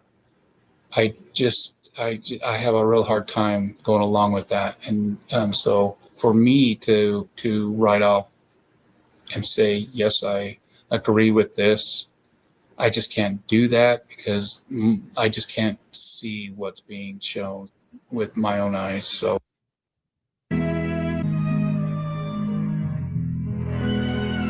find it silly to think that Kurt would have been moved after he was shot, just because of what we could see inside the autopsy report and all the damage that was inflicted from the shotgun pellets and the gases being released into his head. His skull was literally shattered. Not only that, his scalp had fracture lines in it. So like ripping in his scalp, there was the entire midbrain was macerated, essentially liquefied. Dr. Hartshorn also noted laceration of major venous arteries, which caused massive hemorrhaging. So there was a lot of blood contained inside Kurt's skull. So you're not just going to be picking some guy up, moving across the yard, up a flight of stairs, across the room, without all of that biological material emptying all over the place, including the entire front of Kurt, not just on the bottom of his shirt, but everywhere. There's just no evidence of this. So I can't agree with this being a possibility. Even if that makes me the only person that thinks this, that's fine. I can't see it. So there you have it. I do believe that he was moved into position, drugged into position from one spot of the greenhouse to where he was eventually placed and shot. I think this is evidenced by his hair if nothing else. It explains, there's no other explanation for how his hair would be fanned out like that. The way his clothes resembled someone being drugged around, kind of bunched up. I think that's all evidence along as well as the way his feet are in proportion to the cabinet behind where his feet are near is pretty telling to me that somebody had been dragging Kurt by his ankles backwards until their body had come in contact with those cabinets, and then they set Kurt's down or dropped Kurt's feet down. And I just think there's just a lot of signs that kind of tell us that he was dragged into that position, and that was before he was shot, not after. If he was drugged in place after he was shot, there'd be a big trail of blood, and even if they cleaned up that trail of blood, it would be noticeable that someone cleaned that and not the rest of the floor. There's just no evidence to me. And again, I'm not the expert.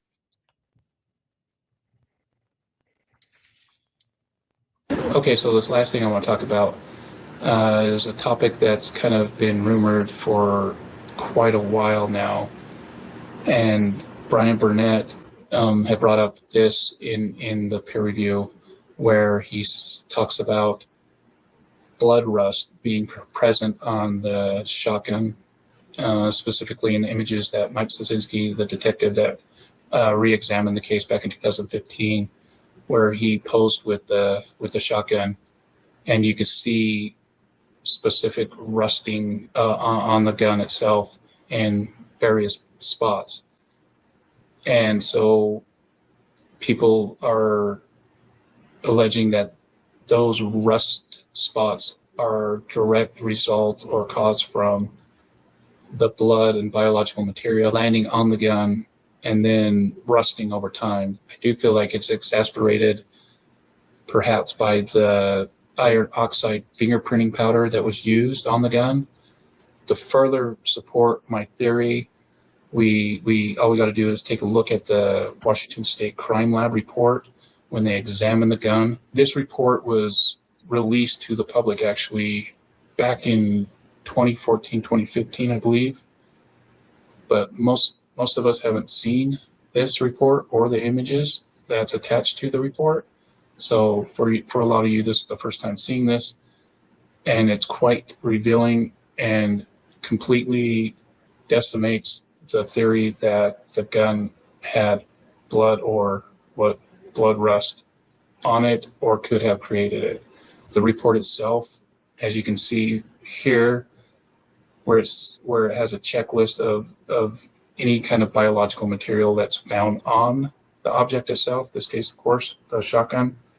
And the examiner noted that there was no blood or other biological material found on the shotgun, or he would have noted it here.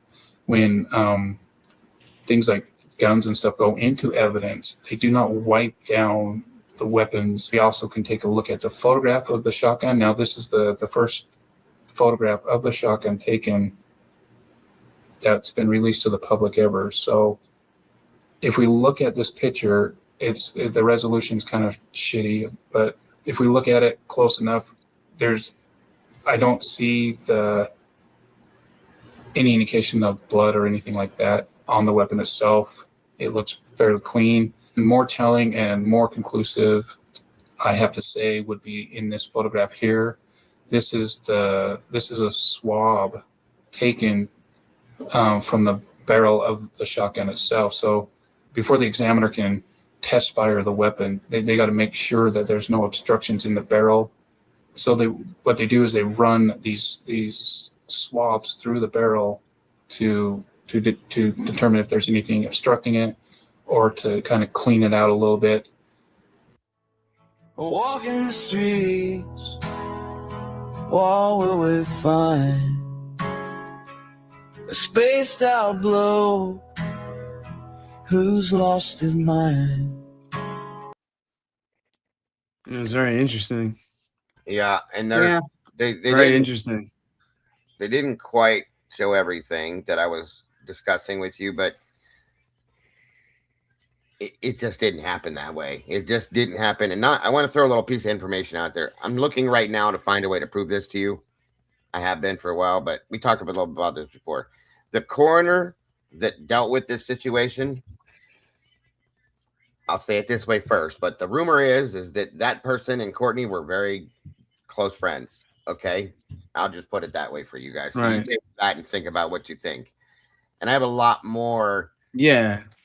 So what? Yeah, one of the big things I wanted to mention. It goes along, with talking about the crime scene itself. So one of the big things, that was put out there right away was that, so Kurt, he committed suicide in this room above the garage, and there was no way for anyone else to get in because the door was locked and there was a wooden chair up against the door. Mm-hmm. This is what kind of was stated in later on. There's a police report that has this, but Courtney Love had hired a investigator, and this investigator who she hired, I don't know if she's like randomly found a name in the paper or whatever it was that she did, but the guy that she found, he's relentless. So he picked up right away that immediately that she's like, the story doesn't make sense. Everything's full of shit. He started recording his interviews with her. He has them. He has all the tapes. Mm-hmm. Every bit of it. Yeah, Tom Grant. One of the things that he discovered, but he wasn't able to get like a confirmation on it. And so he just by like kind of just like digging and getting to different accounts of what happened. And again, this crime scene photos, a lot of these photos and stuff have been, they didn't produce a lot of the pictures. They didn't test that gun. They didn't test that gun until 6 weeks after Kurt's death. 6 weeks. Wow. Yeah, it's big. So one of the big things that, just off the bat, you have to look at it. Well, they're saying that the room is locked. The door is locked. So if the door is locked and there's no like, window that was climbed through or anything like that. So how could it be that the door was locked and some kind of wooden chair is against the door? How would that happen? Well, that's because it didn't happen. So this investigator was able to get, he was trying to use this info to get the case, to get it kind of pushed as that this is not necessarily a suicide, but they didn't want to. No one wanted to listen to him, and he was he was dismissed. So he was able to find some kind of notes or something originally from the officers that were first on scene that said that there was a wooden chair, but it was against the back wall. Yes, it was not against the front. It was against the back wall. And also the door was locked, but like those doorknobs that have the lock, it's got like the thing you turn. Yeah. So you could be in a room, turn it, lock it, and then leave behind you. So now the door is locked. Right. Yep. So that's exactly what happened. That's exactly what happened. Right. Yeah. 100% was turned. Yeah. Very simple. Yes. Yeah, you didn't have to have a key or anything to lock the door, or it's not like a deadbolt or anything like that. So, but that was one of the narratives that was thrown out there, was that the door was locked and there was a wooden chair blocking the that was the whole big thing, and it's false. It's not. Yeah, and I bet you if we ever got to see, the official photographs of the whole scene, we would Yeah, We have it. maybe you'd actually see the chair across the wall, across the side before they move it. Yeah, and they just finished up this. I'm gonna read this real quick. It's just a little paragraph. It says that they are officially through the peer review process. What they did with this, okay?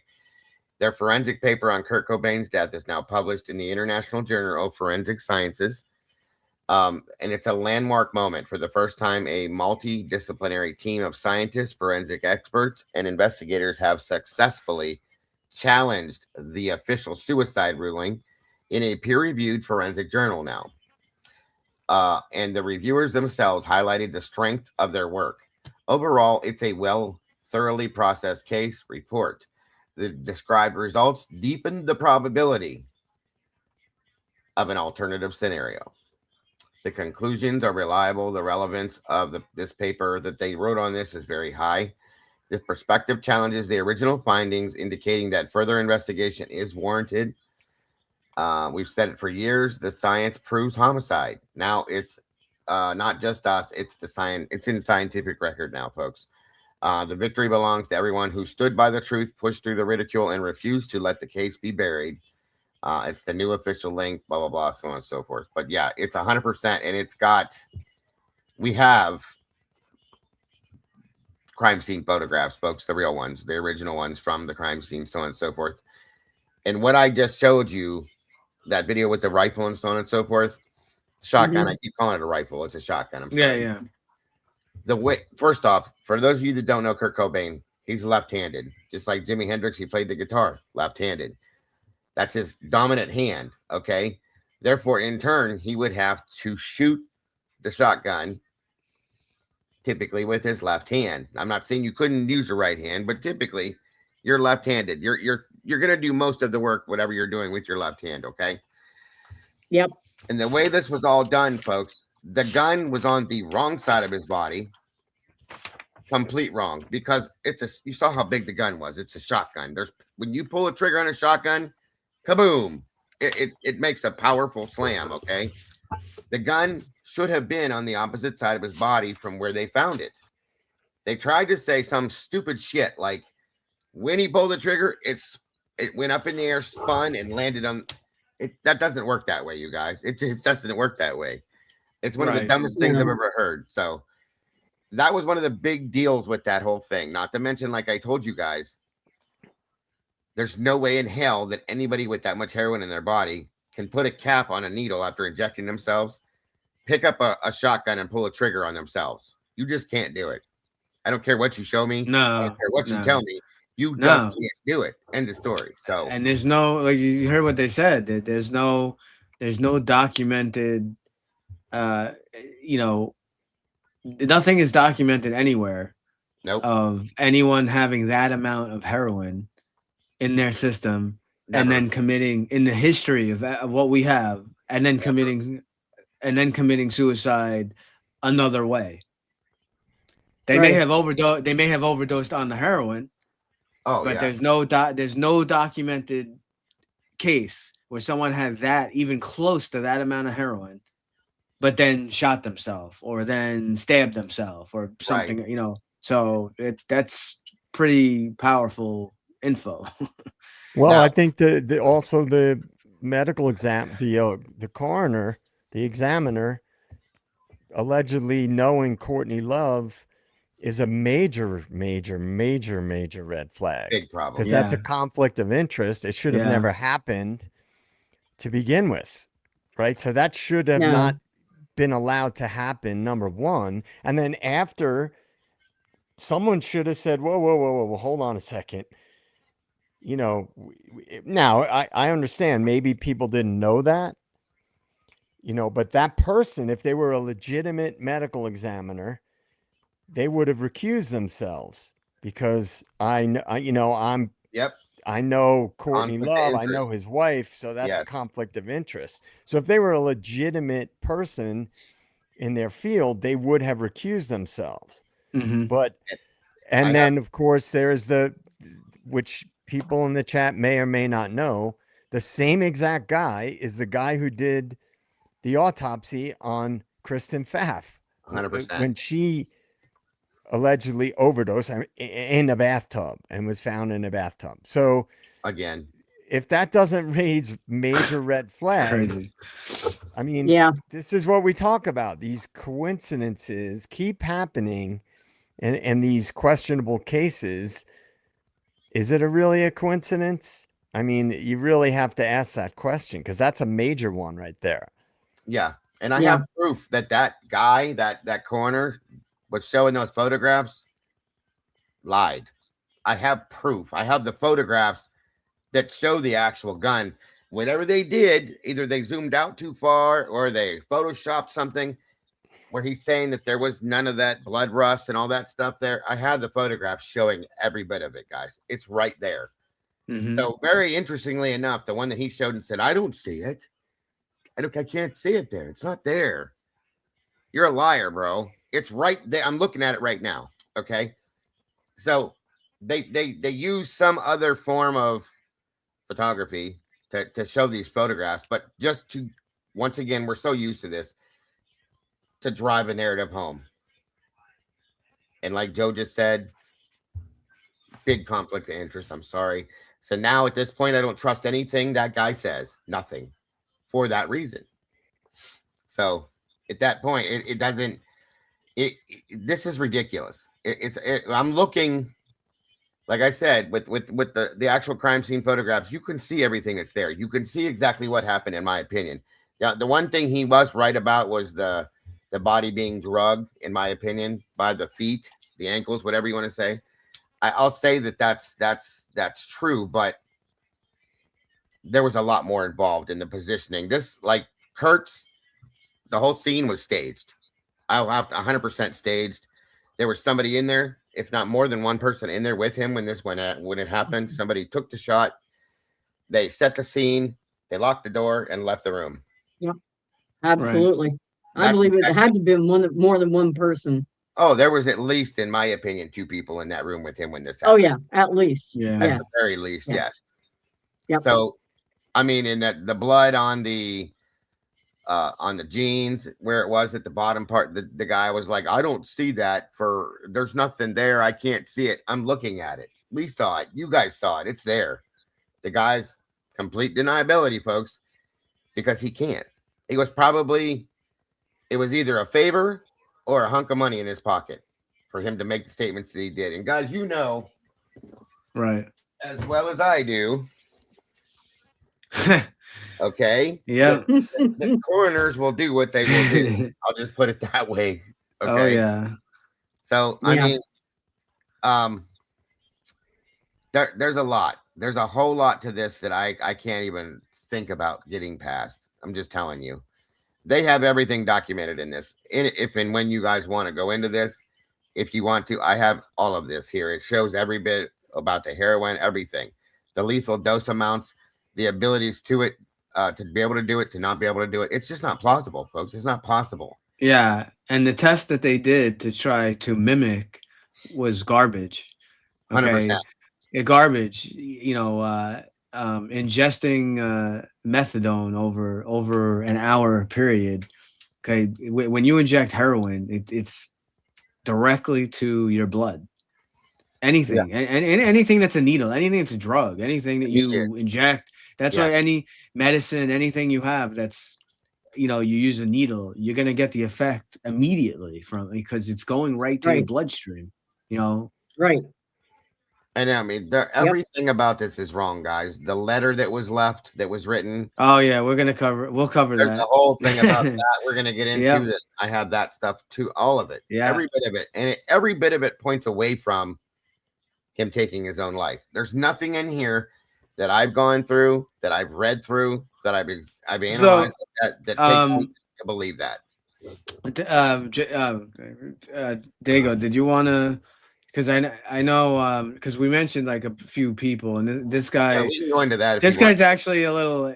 He is important because this guy obviously did play a role, and I think obviously Courtney took full advantage of him being addicted to heroin and wound up becoming his handler. But if you want to just give people maybe a little introduction about Dylan. Yeah, I think we should start bringing everybody in that was involved in their lives and in the situation. It's a good idea. Yeah, absolutely. Do you have anything you want to present on? I guess Dylan. We can start with Dylan. Yeah, you can if you want. If you have something ready. For Dylan, I don't have anything in front of me, but give me 1 second here. Just let me go grab it. I didn't know what you had, so let me go grab it. No, I don't have anything in front of me for him. But he plays he plays such a key role. He's involved in multiple parts of this. Absolutely. Yeah, and he's I do know that he's a very tragic figure in this whole thing in his own way. So it's very sad. It's very sad for him as well. So the first person we're going to present to you guys is his name is Dylan Randolph Carlson. He was born March 12th of 1968, just to give you the age range that he's in. He's listed as an American musician, best known as the guitarist and founder of the band Drone Metal. It was like a post-rock kind of, I don't know how to explain it, band. His music was different, I'll put it that way. And he was the main contributor to his solo project called Dr. Carlson. He's again from Seattle, Washington. His father worked for the Department of Defense. Interesting, Joe. Okay. Why does it always come up? Always. There's always someone that has to be connected. Reminds me of Jim Morrison a little bit there. As a result, moved quite frequently, living in Philadelphia, Texas, New Mexico, and New Jersey before coming back to live in Washington. He had first become interested in being a musician at 15, inspired by bands such as Molly Hatchet, AC/DC, Black Sabbath, and he also cites the Melvins. Now, the Melvins they're consistent with helping to create the Seattle grunge scene, I guess you could call it. They were more of a punk type band, in my opinion. But and Lamont Young, Terry Riley as major influences for his music. I'm just giving you a backstory on him so you understand who the guy is. It was Olympia, Washington. It's where he met Slim Moon, Greg Bobbier, Dave Harwell, and Joe Preston, with whom he would later form the band Earth, which was his first actual contributed band, I believe. During this time, he would often make sonic collages with his then roommate Kurt Cobain. So at that point, they were roommates. They lived together, so on and so forth. Yep. And they were kind of bouncing off each other. Go ahead. Oh, I thought you were saying something. I'm sorry. From 91 through 96, his band Earth had an ever-changing lineup. Carlson attributes a lack of full-length studio album recordings from 97 to 05 to legal and drug problems. Hence, while we're talking about Dylan had a very bad heroin issue, other drugs that he was involved in before that. But you're going to see the pattern here, guys, okay? He was a very good friend of Kurt and Nirvana. And like Cobain had struggled with heroin addiction, particularly so after Kurt died, it got worse. Okay, way worse, to the point where he was almost gone. I'll just put it that way. Now it's listed in the files that we read, that you've seen and read through, so on and so forth, that Dylan Carlson was the one that purchased the shotgun that Kurt supposedly used to take his life, which he bought at Kurt's request 6 days before Kurt's death. He was actually with investigator Tom Grant when he searched Cobain's home, but they failed to search the greenhouse above the garage. So if you watch the documentary Soaked in Bleach, it kind of shows a reenactment. They go through the house, and the whole time they're in this house, Dylan and Grant, Kurt's in the greenhouse, deceased already. They're walking and scouring through his house. At some point, you'll see in there where Dylan pulls like a sheet of, I can't remember the name, of pills out from under a mattress, so on and so forth, starts talking about that, blah, blah, blah. That's all part of what they're talking about here. But they don't go to the greenhouse. And it's funny because in some aspect, I think it was in one of the writings that Tom had or even recorded, he said somewhere, he said that Dylan looked at the greenhouse and kind of like started towards it, but stopped and then came back to the car at some point. And I think Tom questioned him or something. He was like, oh, it's nothing. And off they go. So And then the other big thing too was he mentioned how the bed looked. yes, as well. The Like bed. the bed was like pure, it was like fully made, complete, like nobody had ever touched completely it, right? made, and that wound up being an argument later on because Yes. Courtney Love was saying that she was there and laying in it, and he's like, no, there's no way that the bed was like perfectly No. made, like, so she's lying. Here, He called her on it, and but every time Tom Grant called Courtney from the moment he first met her, which is why he recorded her. He was smart enough to do this. She lied from the beginning, the moment they met until they had their last contact to him, every time. And he recorded every bit of it. The guy was super smart. So yeah. Well, he was a very decorated police officer. Yes. Yeah. Before he retired. I can't remember, was he a lieutenant when he retired? Yeah, he was definitely a ranking officer. If you guys want to explain Tom real quick, go for it. I'm going to run to the bathroom real fast and come back and finish this if you don't mind. Do you have the ability to explain Tom at all? I think he was LA. He was LAPD, correct? Yes. Yeah, he was LAPD. Yep. And I thought he was a detective, but I could be wrong about that because I don't remember specifically what they said in the documentary. But one of the things about when he was recording her was that I really liked. I thought it was great in the documentary was how she would quickly pivot and come up with an explanation, like the way that Courtney was able to turn on a dime, and anytime he questioned something that she did or she told him, she would immediately have an answer for it. Right. She was like, quickly was able to pivot and come up with an excuse.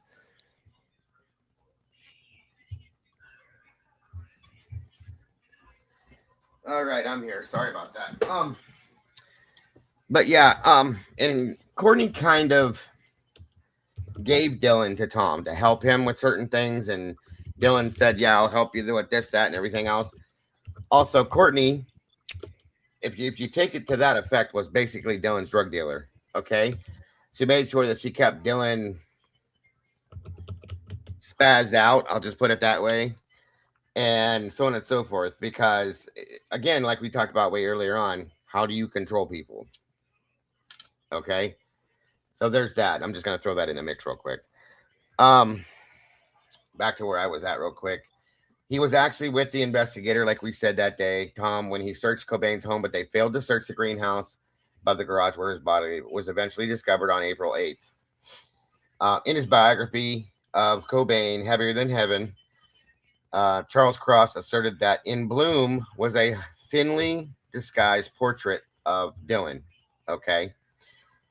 He now lives in recovery of heroin addiction, and he has survived a rare form of hepatitis B and liver failure. Carlson was married to Adrian Davies, the drummer from the band that he had for a period of time, and he still remains in the band despite their split situation. So Dylan was very, very close to Kurt. They used to do drugs together.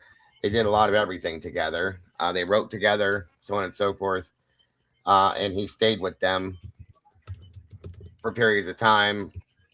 And I believe the Seattle house, he was staying there. And also, that's where JJ mentioned earlier, Mark Lanigan. I never say his last name right. Is it Lanigan or is it Langham? Lanigan. I never said it right. Which he was at the house that day as well. And they were all kind of intertwined as friends. You know what I mean? And they did drugs together, so on and so forth. Yeah, he was the singer of the Screaming Trees. Mark, Mark was, yes. And he was in the he did a little part on that album with Lane Staley and a couple of guys from other bands, the Mad Season album. He sang one song on that album. Right. I have, just so you guys can see, Dylan what he looks like now, per se. I mean, he's probably not as clean as this, but there's a photograph backstage there, Robin. Oh wow. And I have a bit of an interview. If you guys want to hear a little bit from him real quick, it's not very long at all. Yeah, sure. Yeah. Yeah. Okay. Let me make sure this is shared audio wise.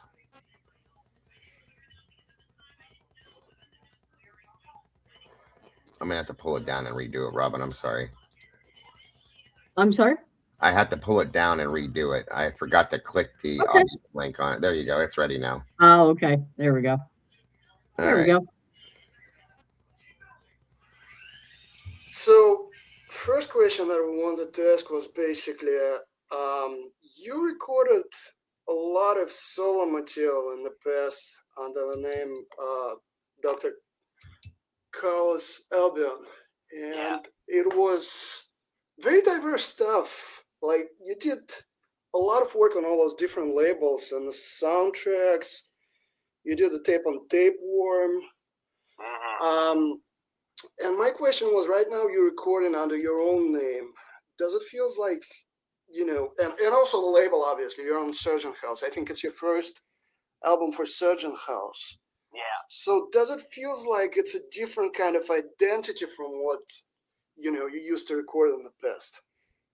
Yeah, well, I mean, originally the idea was that Dr. Carlson Albion was stuff that was specifically orientated towards sort of English folklore and English folk music and sort of all things English.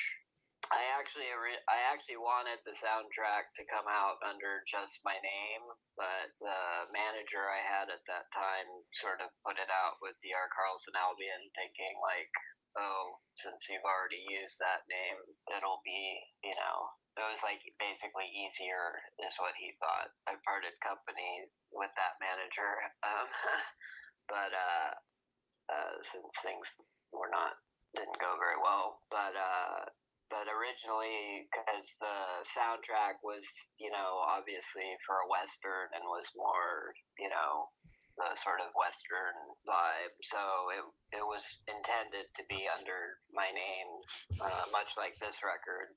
Like this record is definitely more of a Western theme to it, as opposed to an English theme. So that's one reason why. I mean, I think some of the stuff that came out under the Albion thing was, I don't know, like it just kind of happened because I had used that, so people were like, oh, that must be his solo thing. But for me, I have sort of very specific ideas for each moniker. But obviously, like managers and promoters and record labels are like get annoyed because you've already built up like a sort of repertoire, or people know this, but then you come out and do something else, and then you want to use a different name. For them, I guess it's kind of annoying.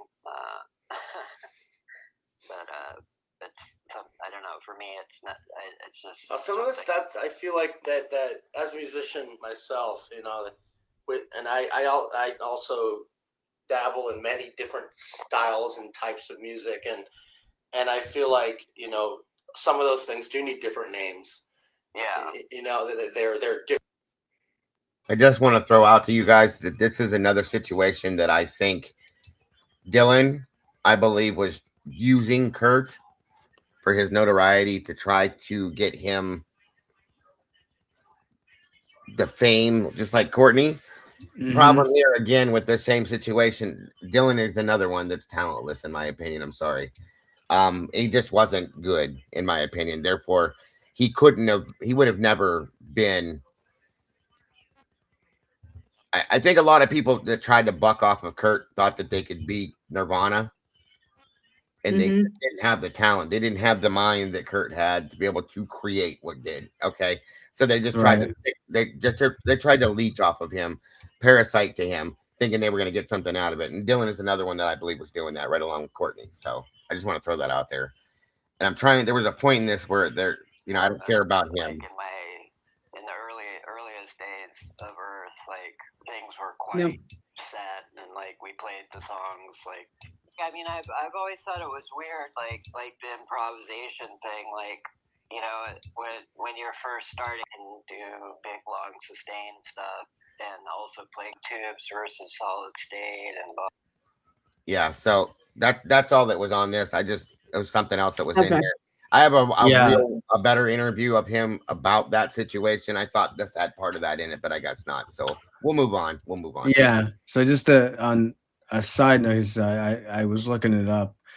Tom Grant joined the LA County Sheriff's Department in 1969, and he was promoted to detective within just a few short years. In 1975, Grant left the Sheriff's Department, went into business as a security consultant. He later obtained his private investigator's license and opened an office in Beverly Hills, California, where he specialized in criminal investigations. Right. Yeah, So it was. Just I mean, to give a little info on him. Courtney was really stupid. Yeah. For thank God she did it, but she was really stupid for calling Tom, because Yeah. he was probably the worst person she could have contacted out of in the Los Angeles area as far as a PI, because he was by the book. He was right about everything. He did everything the way you should. She could have contacted anyone that day, you guys, and she chose him. Thank God, because anybody else probably would have never looked at her sideways just because of who she was. He looked right past that. He had no idea who she was. He didn't care who she was. Right. He did his job, and thank God, like he did. It's wild. It's just wild. The first and only person she called, and it was him. You know what I mean? Yeah, Yeah, it was interesting that the way he was, like, he wouldn't take her shit. Right. He would No. not. He would He called not her out take on her everything. shit. Yeah. Nope. So, well, do we want to leave it there for the night and then pick back up next week? It's about Yeah, we got a 11:30. couple more people to bring to the surface. To Sure. let them all, We Yeah. still got a lot of stuff to discuss. Lots and lots. So, we're but, just now starting to dig into the good stuff, you guys. So Yep. So we are going to be getting into the meat of it now. So I guess we'll go around the horn here and let's go JJ Dago 1-1, and then I'll close this out, I guess. Yeah, good stuff. And I do think it's important to go into the background of things. I know I saw some comments in the chat mentioning people's names. We're definitely going to get to more specific people. I think what the gist of it so far has been just laying the groundwork. Right. Yeah. To lead to more specifics, the generalities to the specifics. And as I've said, I've been reading every day the Kristen Pfaff biography on Substack. And I have to say, I don't usually say things like this. This is a little off topic, but I identify with her a lot, which is it's interesting because I don't usually identify with people that had some notoriety or whatever. I just read about them because it's interesting. But she was an athlete. She was very highly academic, but she was also really creative and like a really intuitive type of person. Very Unfortunately, creative types oftentimes fall victim to substance use, especially if you're in a band that has notoriety that's around you. We've all talked about that. That's around that scene a lot. But I really actually, as I've been reading this, I feel like we're about the same age. We would have been in high school about the same time. And looking at her pictures and reading about it, she was like a lot of girls I went to school with that were sort of, they were into sports, but they were also like drama people, or they were musicians. And it just reminded me of somebody that I identified with. So it's made reading about her even more compelling, and she'll come into the picture later on. she Obviously. was super talented too, you guys. Super talented. she didn't even Courtney didn't deserve her in any way, shape, or form. I'm just telling you right now. So Yeah, she was a badass, classically trained pianist, a cellist. She taught herself bass and was a badass bass player. So that'll be an interesting thread to pull as well. That's right. That's right. Pull those threads. Yeah, there's so much, and there's more to Dylan that I'll give you guys. I knew we were coming to the end, and I just wanted to give the quick basics of that real quick so that you had an idea. And there's quite a few other people that will delve in. Like JJ said, it's very important to understand the backstory behind everybody that's involved in this so that you get like a visual of what's going on when this is all happening with every person. You know what I mean? And who's who, with who's not with each other, stuff like that. So right. But I think up to this point, the foundation's been laid for the most part. There's a lot more to get into with the crime scene. And so on and so forth. So I hope you guys are here for it because it's coming, lots of it. So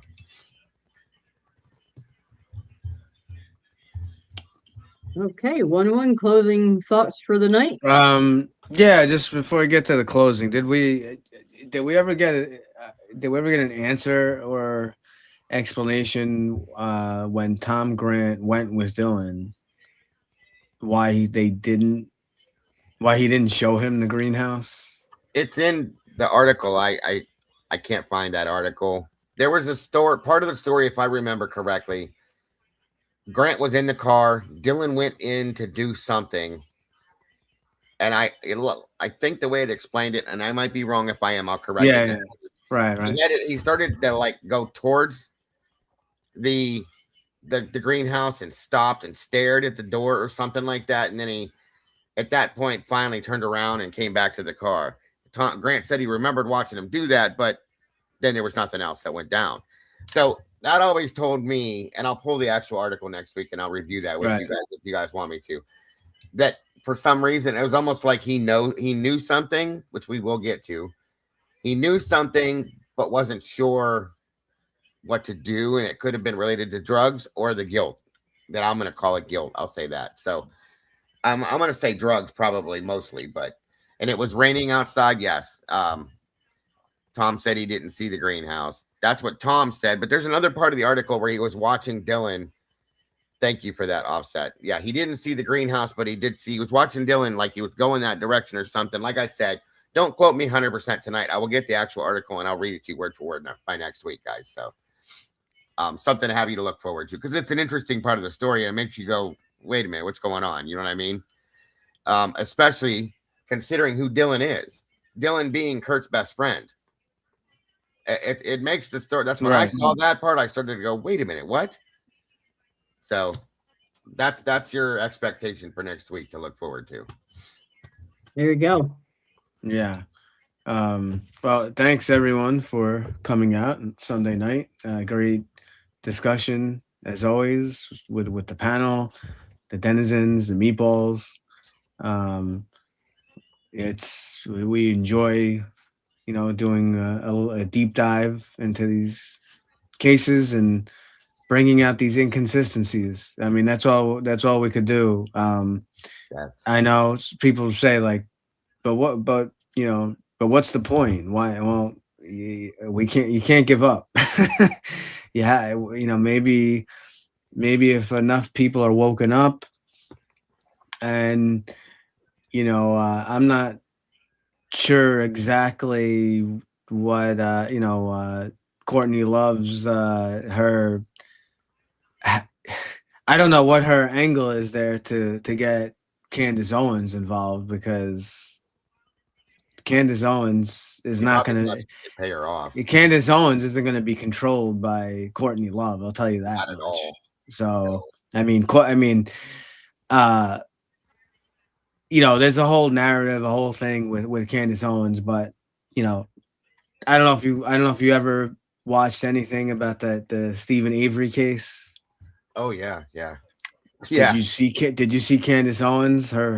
She basically destroyed that whole Netflix documentary. Absolutely. And she no holds barred. No holds right. barred. She ripped it apart. So I mean, Candace Owens she's got the best. So I don't, I don't know why she wants to get Candace Owens involved, but that, you know, maybe it's a good thing. Maybe getting Candace Owens involved is, you know, maybe that can bring enough, you know,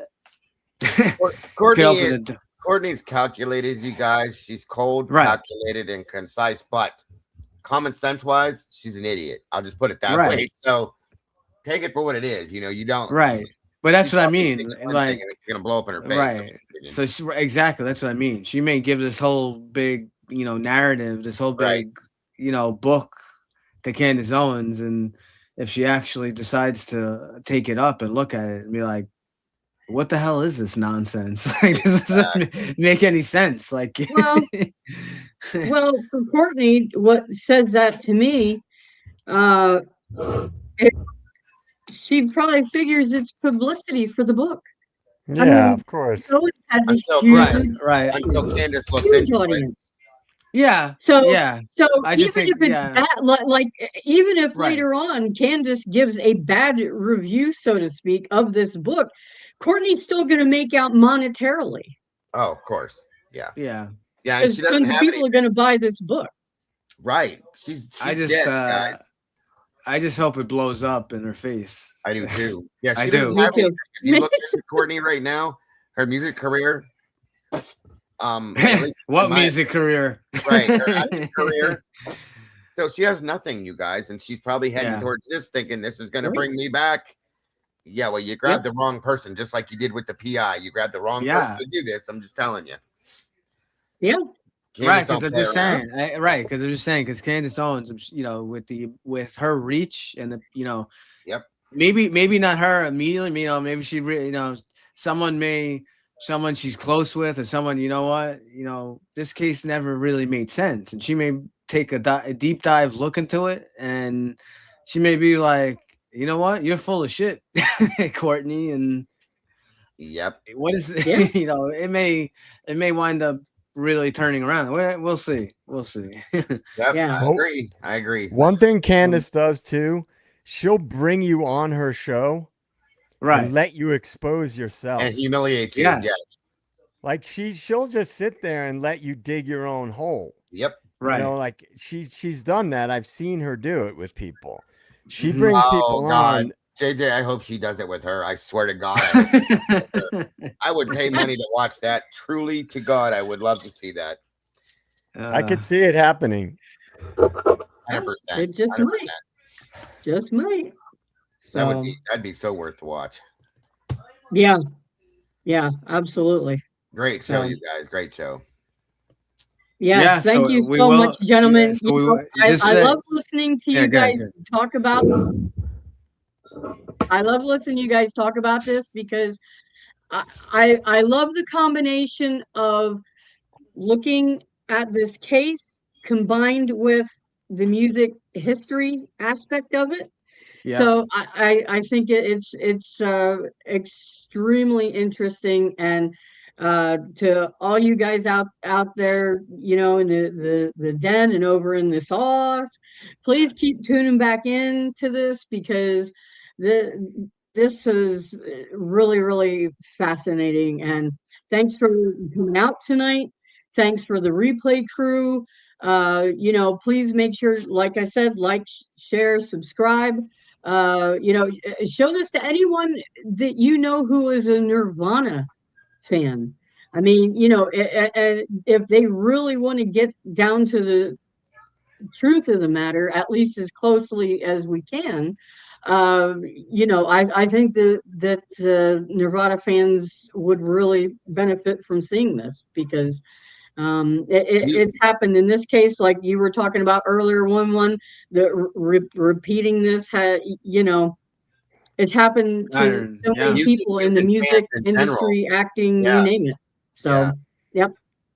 So, but thanks so much for you guys here on the panel with me, for everything you guys do. You're tremendous. I'm so proud to be up here with you guys. So thank you We love so ya. much. Yep, right back at you guys. And everyone, please have a wonderful night. And if you have the day off tomorrow, enjoy your day off. We'll be back here again tomorrow night, 6 p.m. Pacific Standard Time, 9 p.m. Eastern, and wherever else you are in the world, you'll have to do the math because I suck at math. Same here. So have a good night, everyone. Take care. Good night, Thanks, everybody. Great night. Good night, guys.